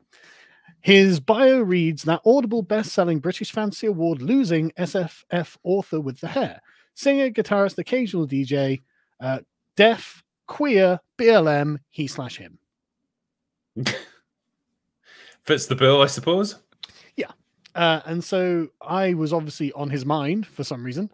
And he decided to write me into Warhammer and make me a giant badass slave master. So I'm going to make the model of that with 2. I'm so jealous. What do I have to do? I've got the perfect name, Grums. I could be an orc. I posted about this, and there were a bunch of people in the replies going, "Oh my god, he had no idea how happy people would be to be a villain in 40k, to be a character in 40k." I'm fucking thrilled. I'm genuinely thrilled to have an entry in 40k. I am seething with jealousy at the moment. Yeah. Now contribute something to the lore. So this was a 4chan rumor about Henry, right? So it's confirmed now. Like no, independent source. It's confirmed that he's working with them because he is the one who he basically announced it ahead of time which apparently was not supposed to be done. But obviously he was just too excited about something. So he's definitely working with them to do something 40K, but the back and forth about the custodies and stuff like that, that's all rumors. But to be honest with you, it sounds like it's probably true. You know, it sounds about right. Sounds plausible, yeah. I have heard things like this. To make him gay, a woman. Well, I think it's the same deal with anyone. If you get a TV show or a movie commissioned by Netflix, Amazon, Apple, whatever, they're going to have requirements, and one of those requirements is going to be DEI. And so you're going to have a certain percentage of your characters be gay, female, whatever, to meet the rules, or it just doesn't get made. Or you don't qualify for Academy Awards. You don't qualify for BAFTA, right? Yeah. Well, at the most base level, you just don't get the thing made, in which case it's our way or the highway. And so I could see a conversation like that happening, and it's a shame it came to that. In some ways, it's perhaps good that this didn't spring from the mind of Games Workshop necessarily. They didn't want to do it, but this was like the best compromise that they could come up with. But like you say, the entire universe of 40K just is fundamentally not compatible with like a progressive, happy, clappy utopia. It can't happen like that. And yeah, the idea that the Imperium is going to have like equal opportunities hiring practices is just hilarious. So I love it. Preposterous, isn't it? What do you... Yeah. The Imperium is anti-racist, is it? Can there be female servitors? Yeah, I mean, there aren't any. Weirdly, no one's asking for representation in servitors. Oddly enough. Yeah, weirdly. Well, I'd heard back in the day, and you can correct me if I'm wrong on this one, but the reason that they baked this into the lore that there aren't, for example, female Space Marines is that they'd planned to do it originally, but there was no demand for like female miniatures like this because their player base was like 98.5% male. I might expect, like, that's just the kind of guys that play Warhammer. And so they didn't want that in their army. And so they said, well, fine, we'll just come up with a lore reason why we don't have female Space Marines. Well, the gene seed's not compatible with female physiology. Fine, that's it. And then you've got your baseline there, and it's been like that ever since. And I don't know if that's necessarily even changed all that much. Like if you walk into your average Warhammer store, it's probably going to be guys that are in there. I'm just guessing on that one. Yeah, no, that's exactly correct. Weirdly, tabletop strategy war games tend to appeal to neckbeards. They don't tend to appeal to women. Now, that's not to say that don't women tell my don't wife play. that. She has an I'm not saying that they don't play or army. they can't play or anything like that. It's just there's a kind of self-selection bias in favor of the neckbeard. And yes, it was sometime like in the mid-90s or something where it was just written into the law that gene seed was stored in the balls or something. And I don't know what the actual law is, but that's the meme of it, right? And it was, it's just been written into the various codexes because who gives a fuck? But I guess for the sort of the neckbeard types, this turns into a sort of like, this is a man's thing that men have, and women have other things in Warhammer as well as in other areas of life. There are entire factions where they're just female, right? And so the Space Marines are just an entire faction of just men, and everyone actually was quite happy with that. And like the female only factions are actually really well respected in the game and in the lore and stuff like that. So it's not that anyone dislikes that. It's just that a bunch of woke psychos are like, no, we can't have all male space Nazis. They have to be male and female space Nazis, or this isn't progressive. It's like, right, okay. I mean, these are genocidal maniacs, but okay. I think as well, like, there's probably something that rankles them a little bit. Like, I know you've got like the Sisters of Battle, but they're not proper Space Marines. They're just regular old humans in power armor. And it probably pisses them off that like the biggest, strongest, most powerful soldiers that they have are all male. Can't have that. It has to be equal. Yeah. That's as simple as it. That's probably why the Custodians are such a win for them, because they're like even more powerful than the Space Marines. They're the pinnacle. Taller, faster, stronger. Yeah. All that, yeah. Higher, further, faster, baby, as Captain Marvel said. But there is one thing. The Custodians are not the poster boys of Warhammer. That's the thing that they're still pissed off about. Yeah. And you'll see them tweeting about it. It's like, okay, well, great. But the Space Marines are on the box art of everything. The Space Marines are the things everyone thinks of when they think Warhammer. We want female. So they'll never be happy until they get that. Yeah. And yet it doesn't matter. And we're complaining about nothing because it's a big nothing burger. Oh, yeah. Well, I mean, to a normal person, they're like, why would you care?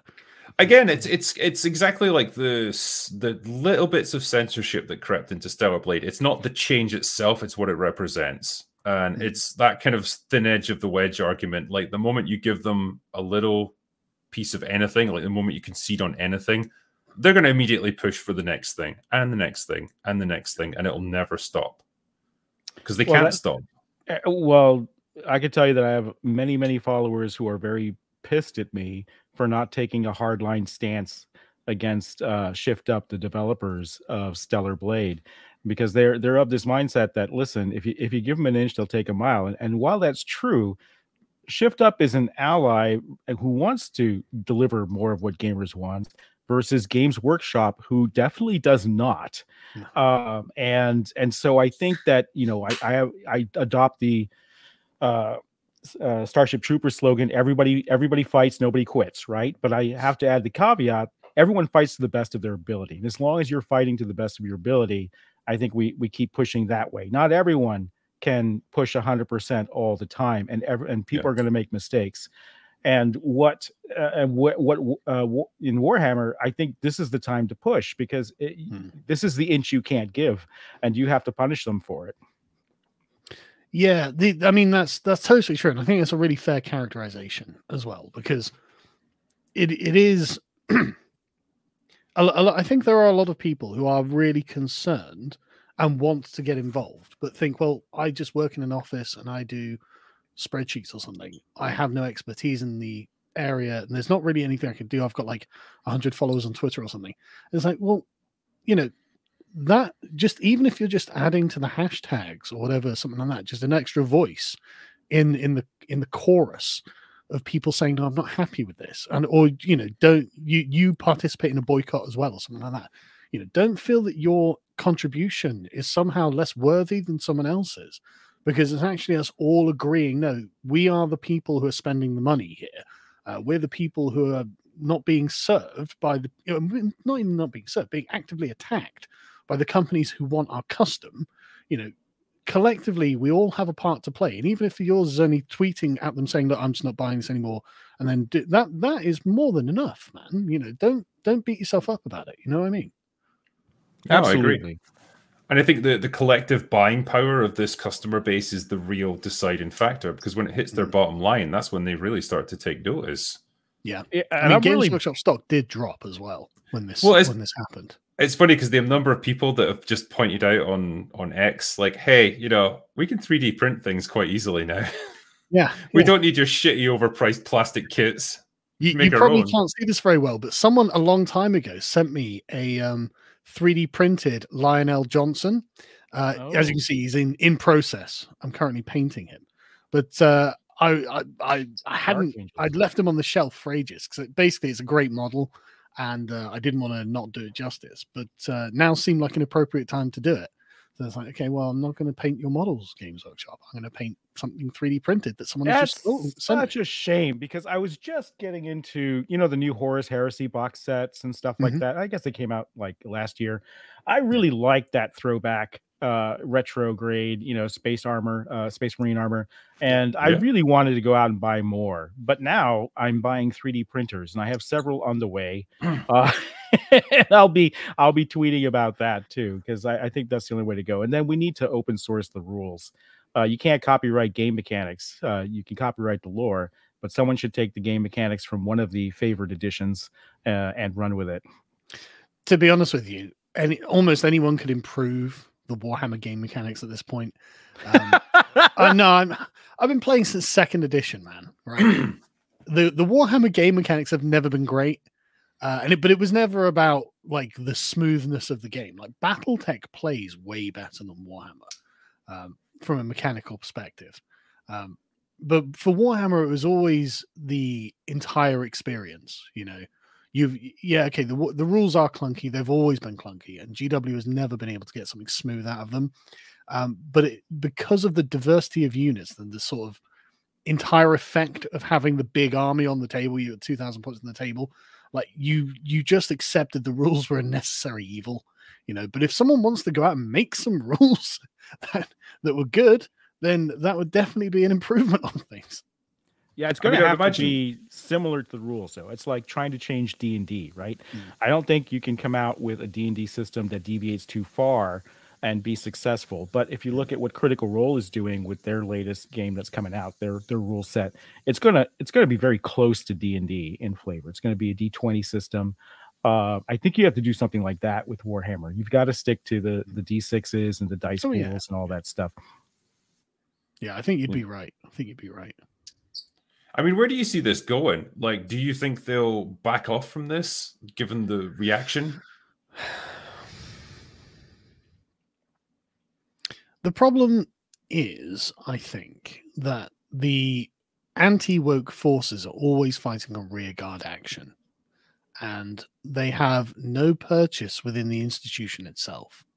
And so all they have is public outrage, which is a real problem, which means that we are trying to enjoy something for its own internal reasoning that is constantly beset from the outside by massive international, unbelievably well-funded and intellectually aggressive forces that are just trying to destroy it.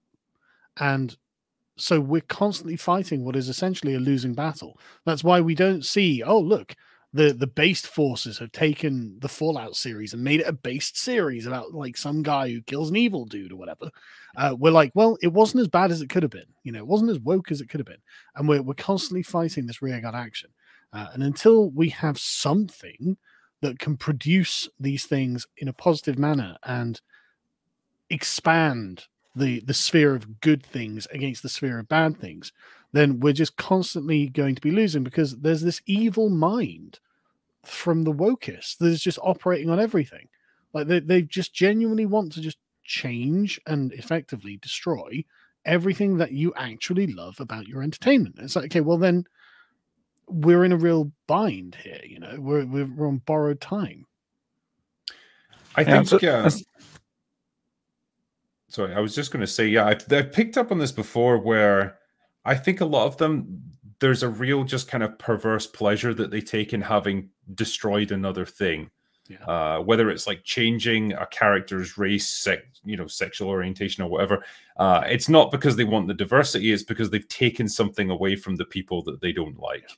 They've won another little victory, and they don't stop. And because, like you say, they're kind of the ones who are always on the offensive, they can only ever win. You might delay them for a while, but they're eventually going to take more ground and more and more and more until there's nothing left.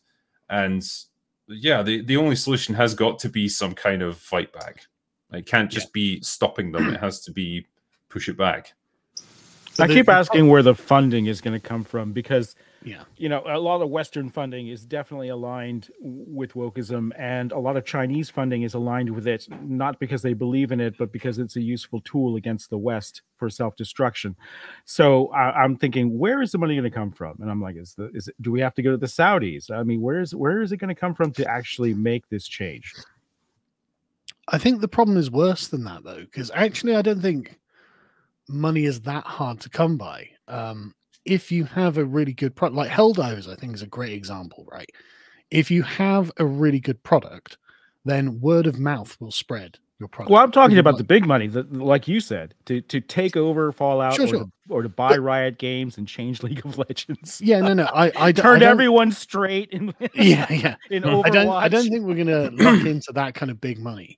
But if you have something that is genuinely amazing, then word of mouth spreads it, and it becomes a big thing of its own, right? It becomes like, you know, God only knows how much money the Helldivers guys have made, right? And so they could literally say, well, we're not going to have politics in the games. Get the hell out of our thing. The game's internal logic is the game's internal logic, and we're not even having a conversation about it. When you have a successful product like that, then you're in a position to do that. But getting to that position is actually really difficult, because what you're selling people is a kind of magic, right? You're selling them something that brings them out of the real world and into this alternate universe that genuinely requires there to be something kind of magical about it. And so this kind of lightning in a bottle is a really difficult thing to strike upon. And so it's easy to capture something, but it's hard to make something out of nothing, you know, to come into existence. And that's not even thinking of the actual logistical difficulty of producing a game or a tabletop product or whatever it is, you know. There's a lot that goes in it. And so it's not surprising that it's actually just really easy, if you can capture massive money institutions like Amazon, to just sit there buying out everything you hate and then just ruining them, you know. It's way easier to do that if you've got the ability to. Well, that's why I'm very hopeful about Stellar Blade. I think that's a win against, you know, the narrative in AAA.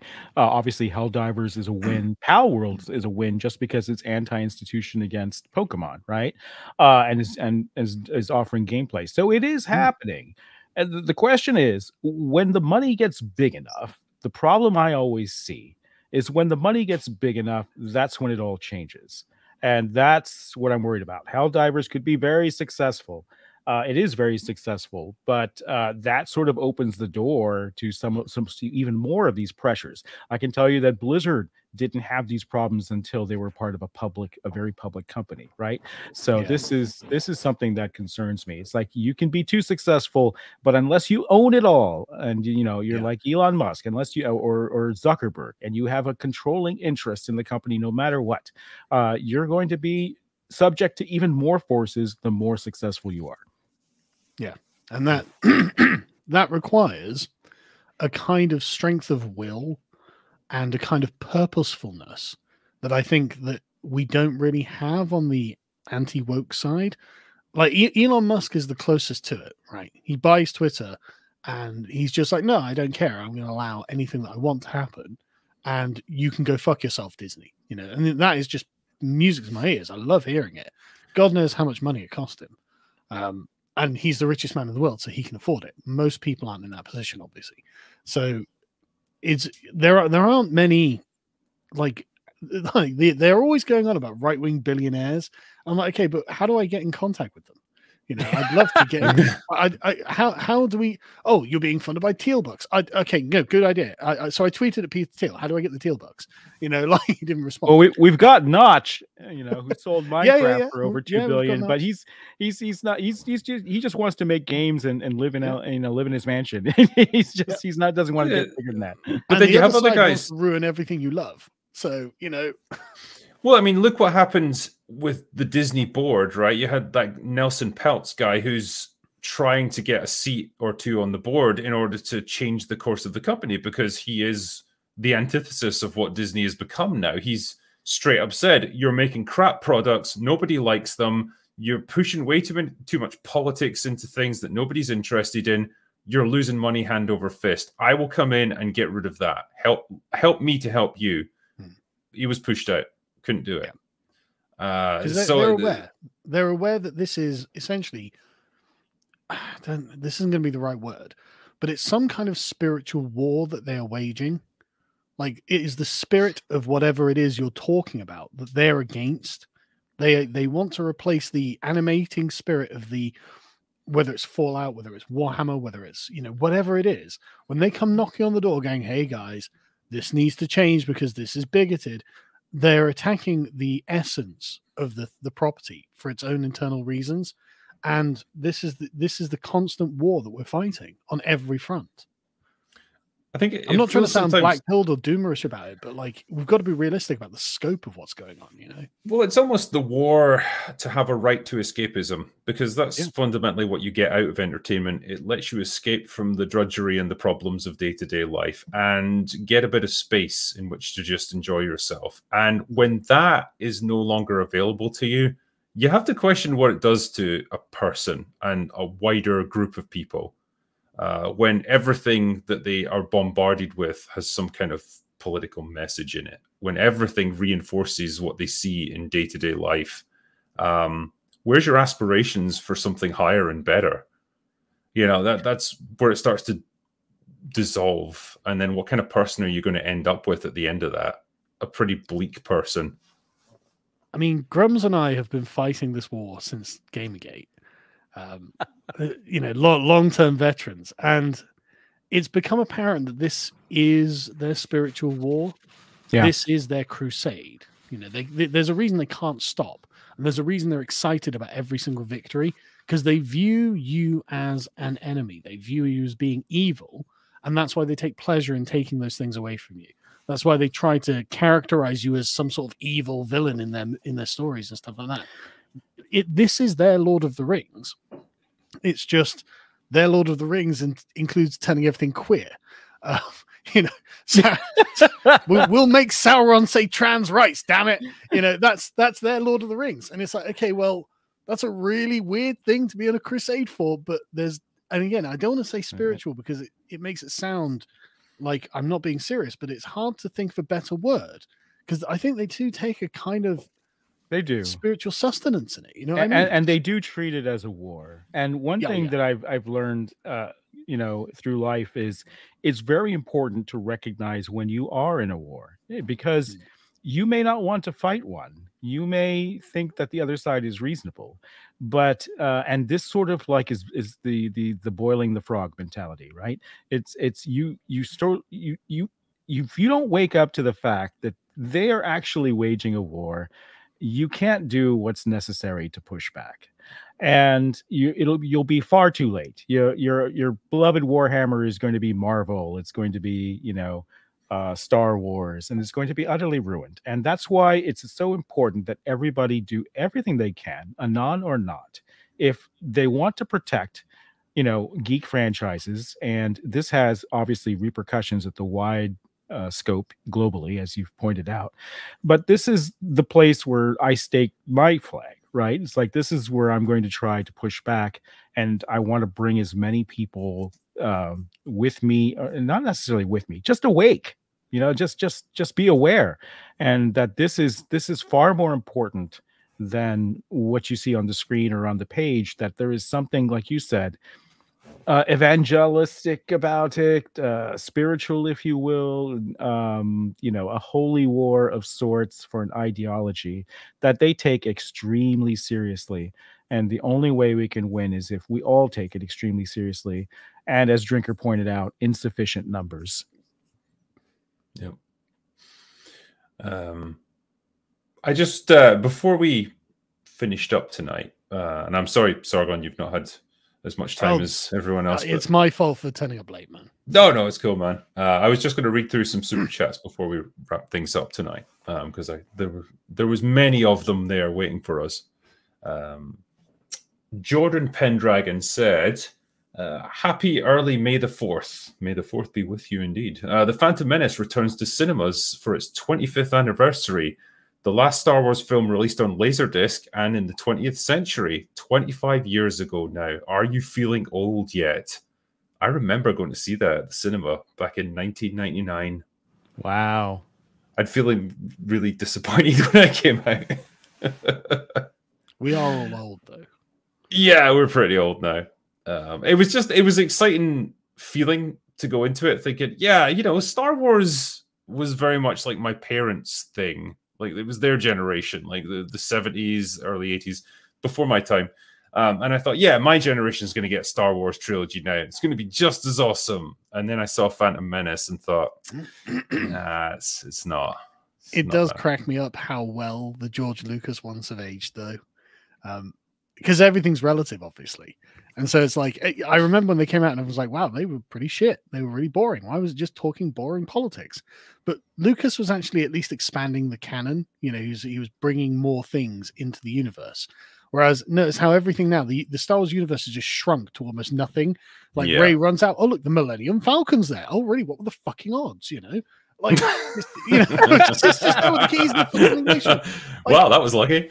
Oh, look, and here's Han Solo, and look, there's Princess Leia, and look, nothing has happened in this universe apart from the things that happened at the very beginning. And it's like, and by comparison, it's just like, wow, this is just, I'm sorry, George, I doubted your vision.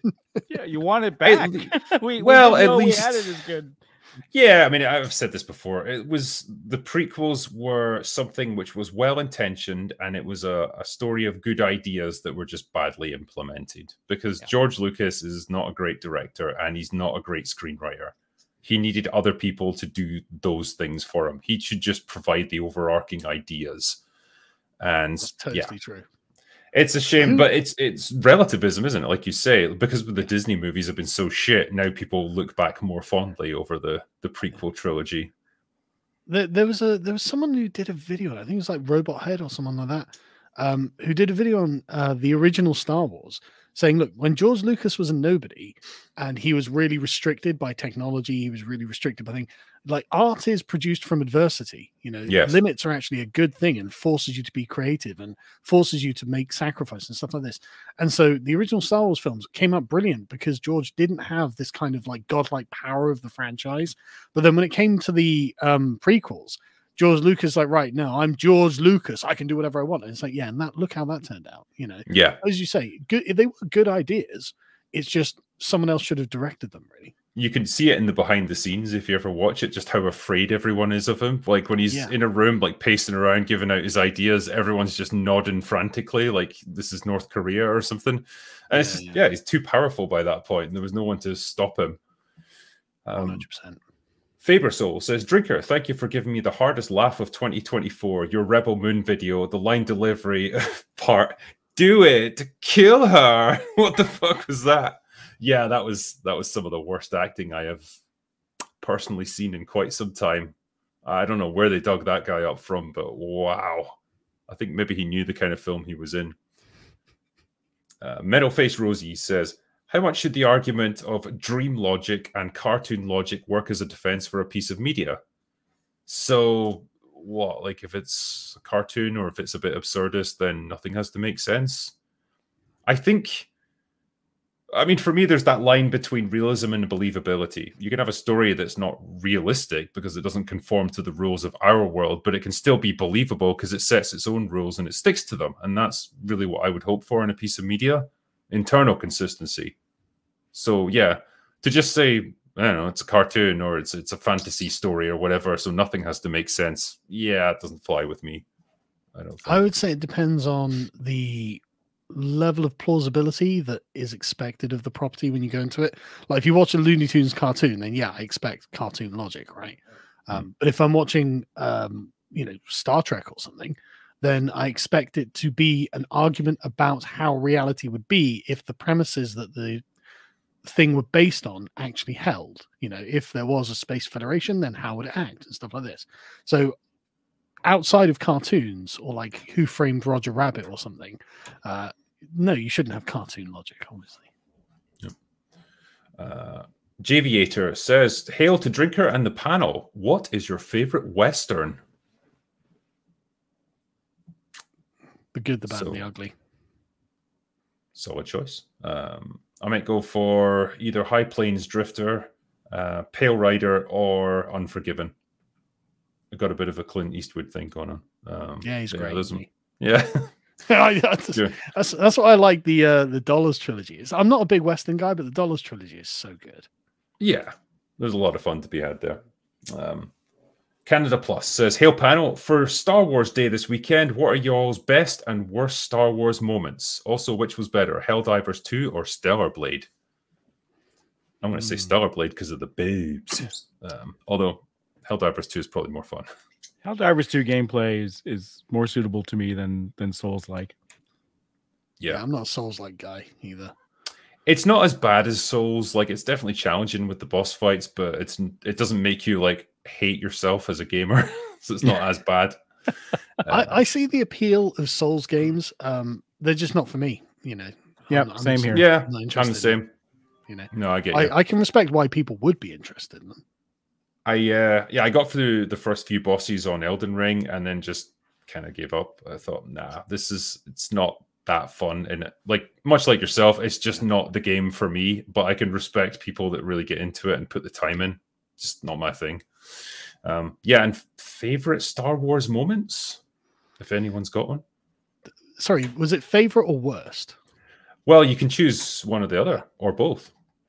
I mean, honestly, anything from the new Star Wars films is just terrible. Like, yeah, just go to a Mauler video, pick a random timestamp, and that's the worst thing that's happened in Star Wars until the next timestamp. You know, it's just There's too many worse moments to pick from. Yeah.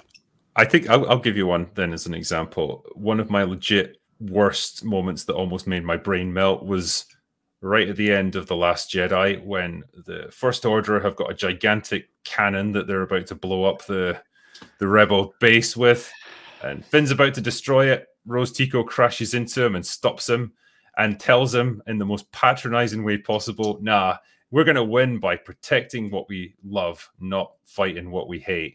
Just as the door blows up behind them and like the whole rebel base gets breached. And I thought that's like anti-logic. Like that's so far removed from anything that makes sense that I can only say it's the antithesis of any logic. It's glorious in its stupidity. It's also one of the most awkward kisses ever. Like the least appropriate thing.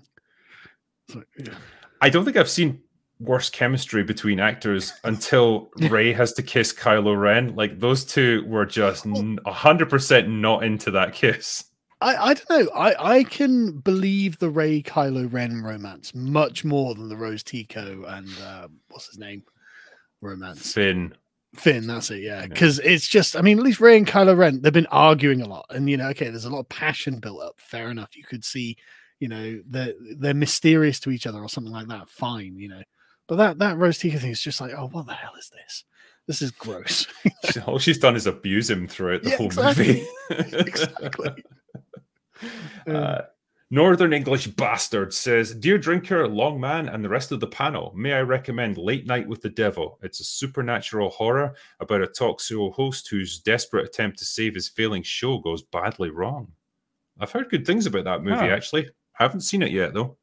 Never Late Night with the Devil. Yeah, it's meant to be all right. RRTNZ says, even Chuck Norris could have made Rebel Moon good, but he was busy. So forget that and go watch the pilot episode of Justified. You won't regret it. Cheers. Again, heard good things about Justified. Good recommendations here. Added to my list. M8566. Talking about resurrections in films, Spock's resurrection was well earned. They spend an entire film bringing him back, and then in the next film, he's learning how to be himself again. That is true. Mahler and I talked about that when we did our watch through of The Search for Spock. You know, I don't think either of us are big fans of resurrecting dead characters, but if you have to do it, then, you know, make it a really meaningful and significant sacrifice that has to be made to get them back. And I think they did that with that movie, so I can live with it.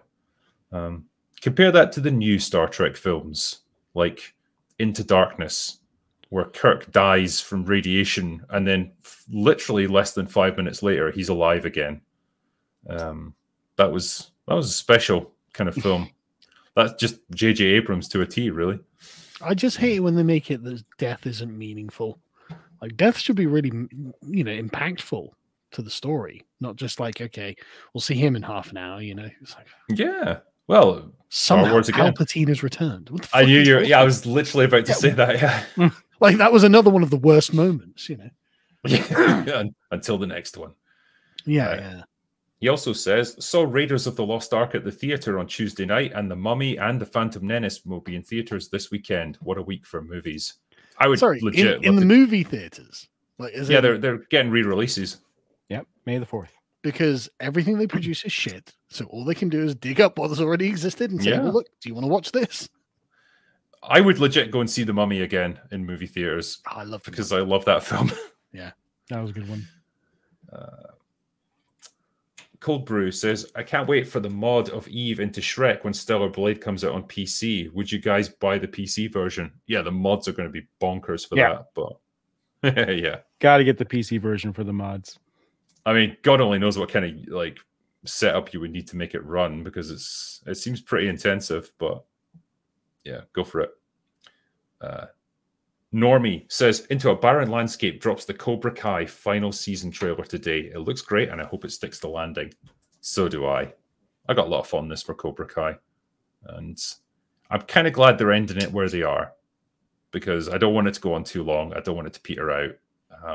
It's been a great show, a lot of fun, and I hope they end on a good note. Best of luck with it. Simon Ho says, we need to open more McDonald's in Asian countries so they can measure up to American beauty standards and defeminize all the women. Deal with it, transphobe.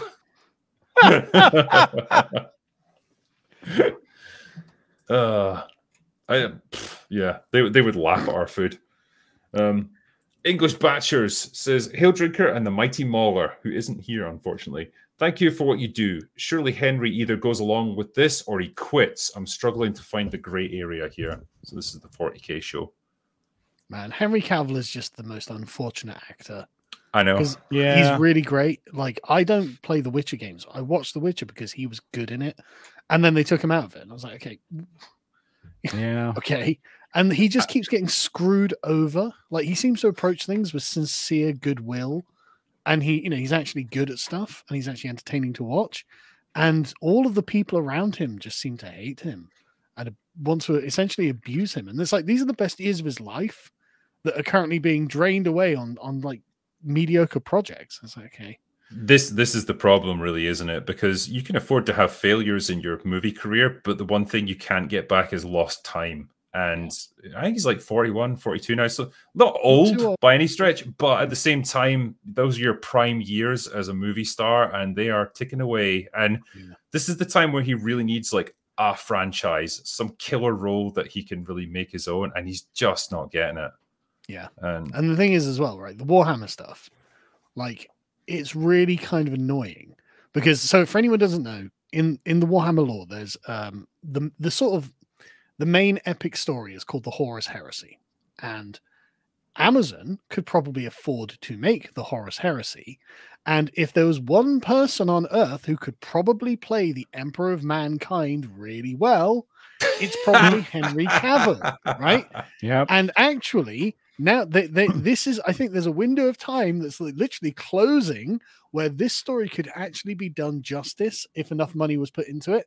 But the problem is it's going to be Amazon, so it's going to be shite, it's going to be woke, and they're not going to allow Henry Cavill to have the kind of creative freedom that would be needed for that to actually be properly realized. And so Games Workshop are essentially passing on the one time to make, like, it could be in an epic trilogy of this thing, which ends in the famous artwork of Horus and the Emperor with Sanguinius laid out at his feet. That could be an end shot to that movie. And how fucking amazing would that be? But it's not going to happen. And Cavill would have been the guy. I think twisting the knife.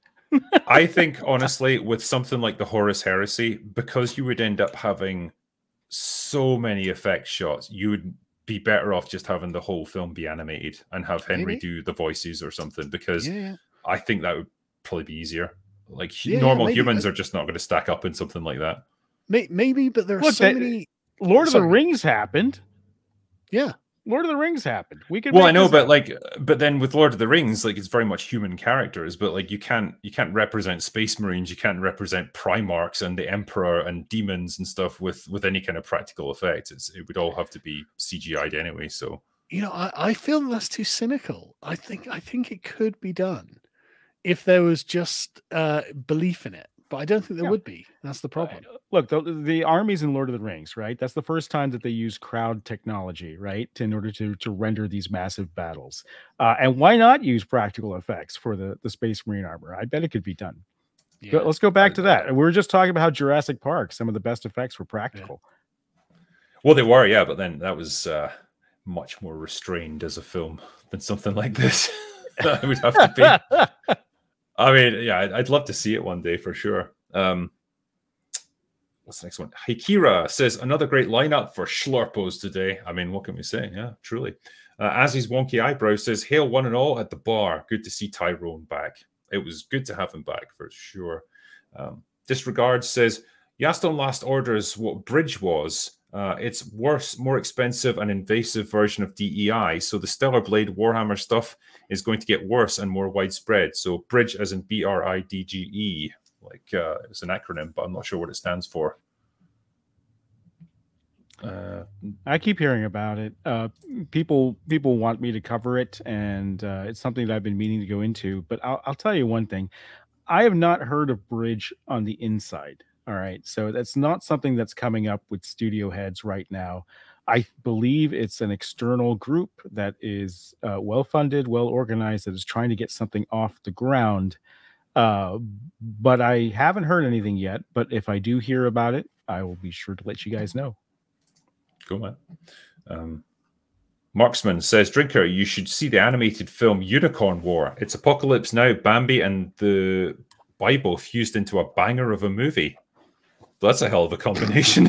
Apocalypse Now, Bambi, and the Bible. Wow. Blimey. I don't know what to say to that. Sure, okay. TC says, can we get some love for British drama Top Boy?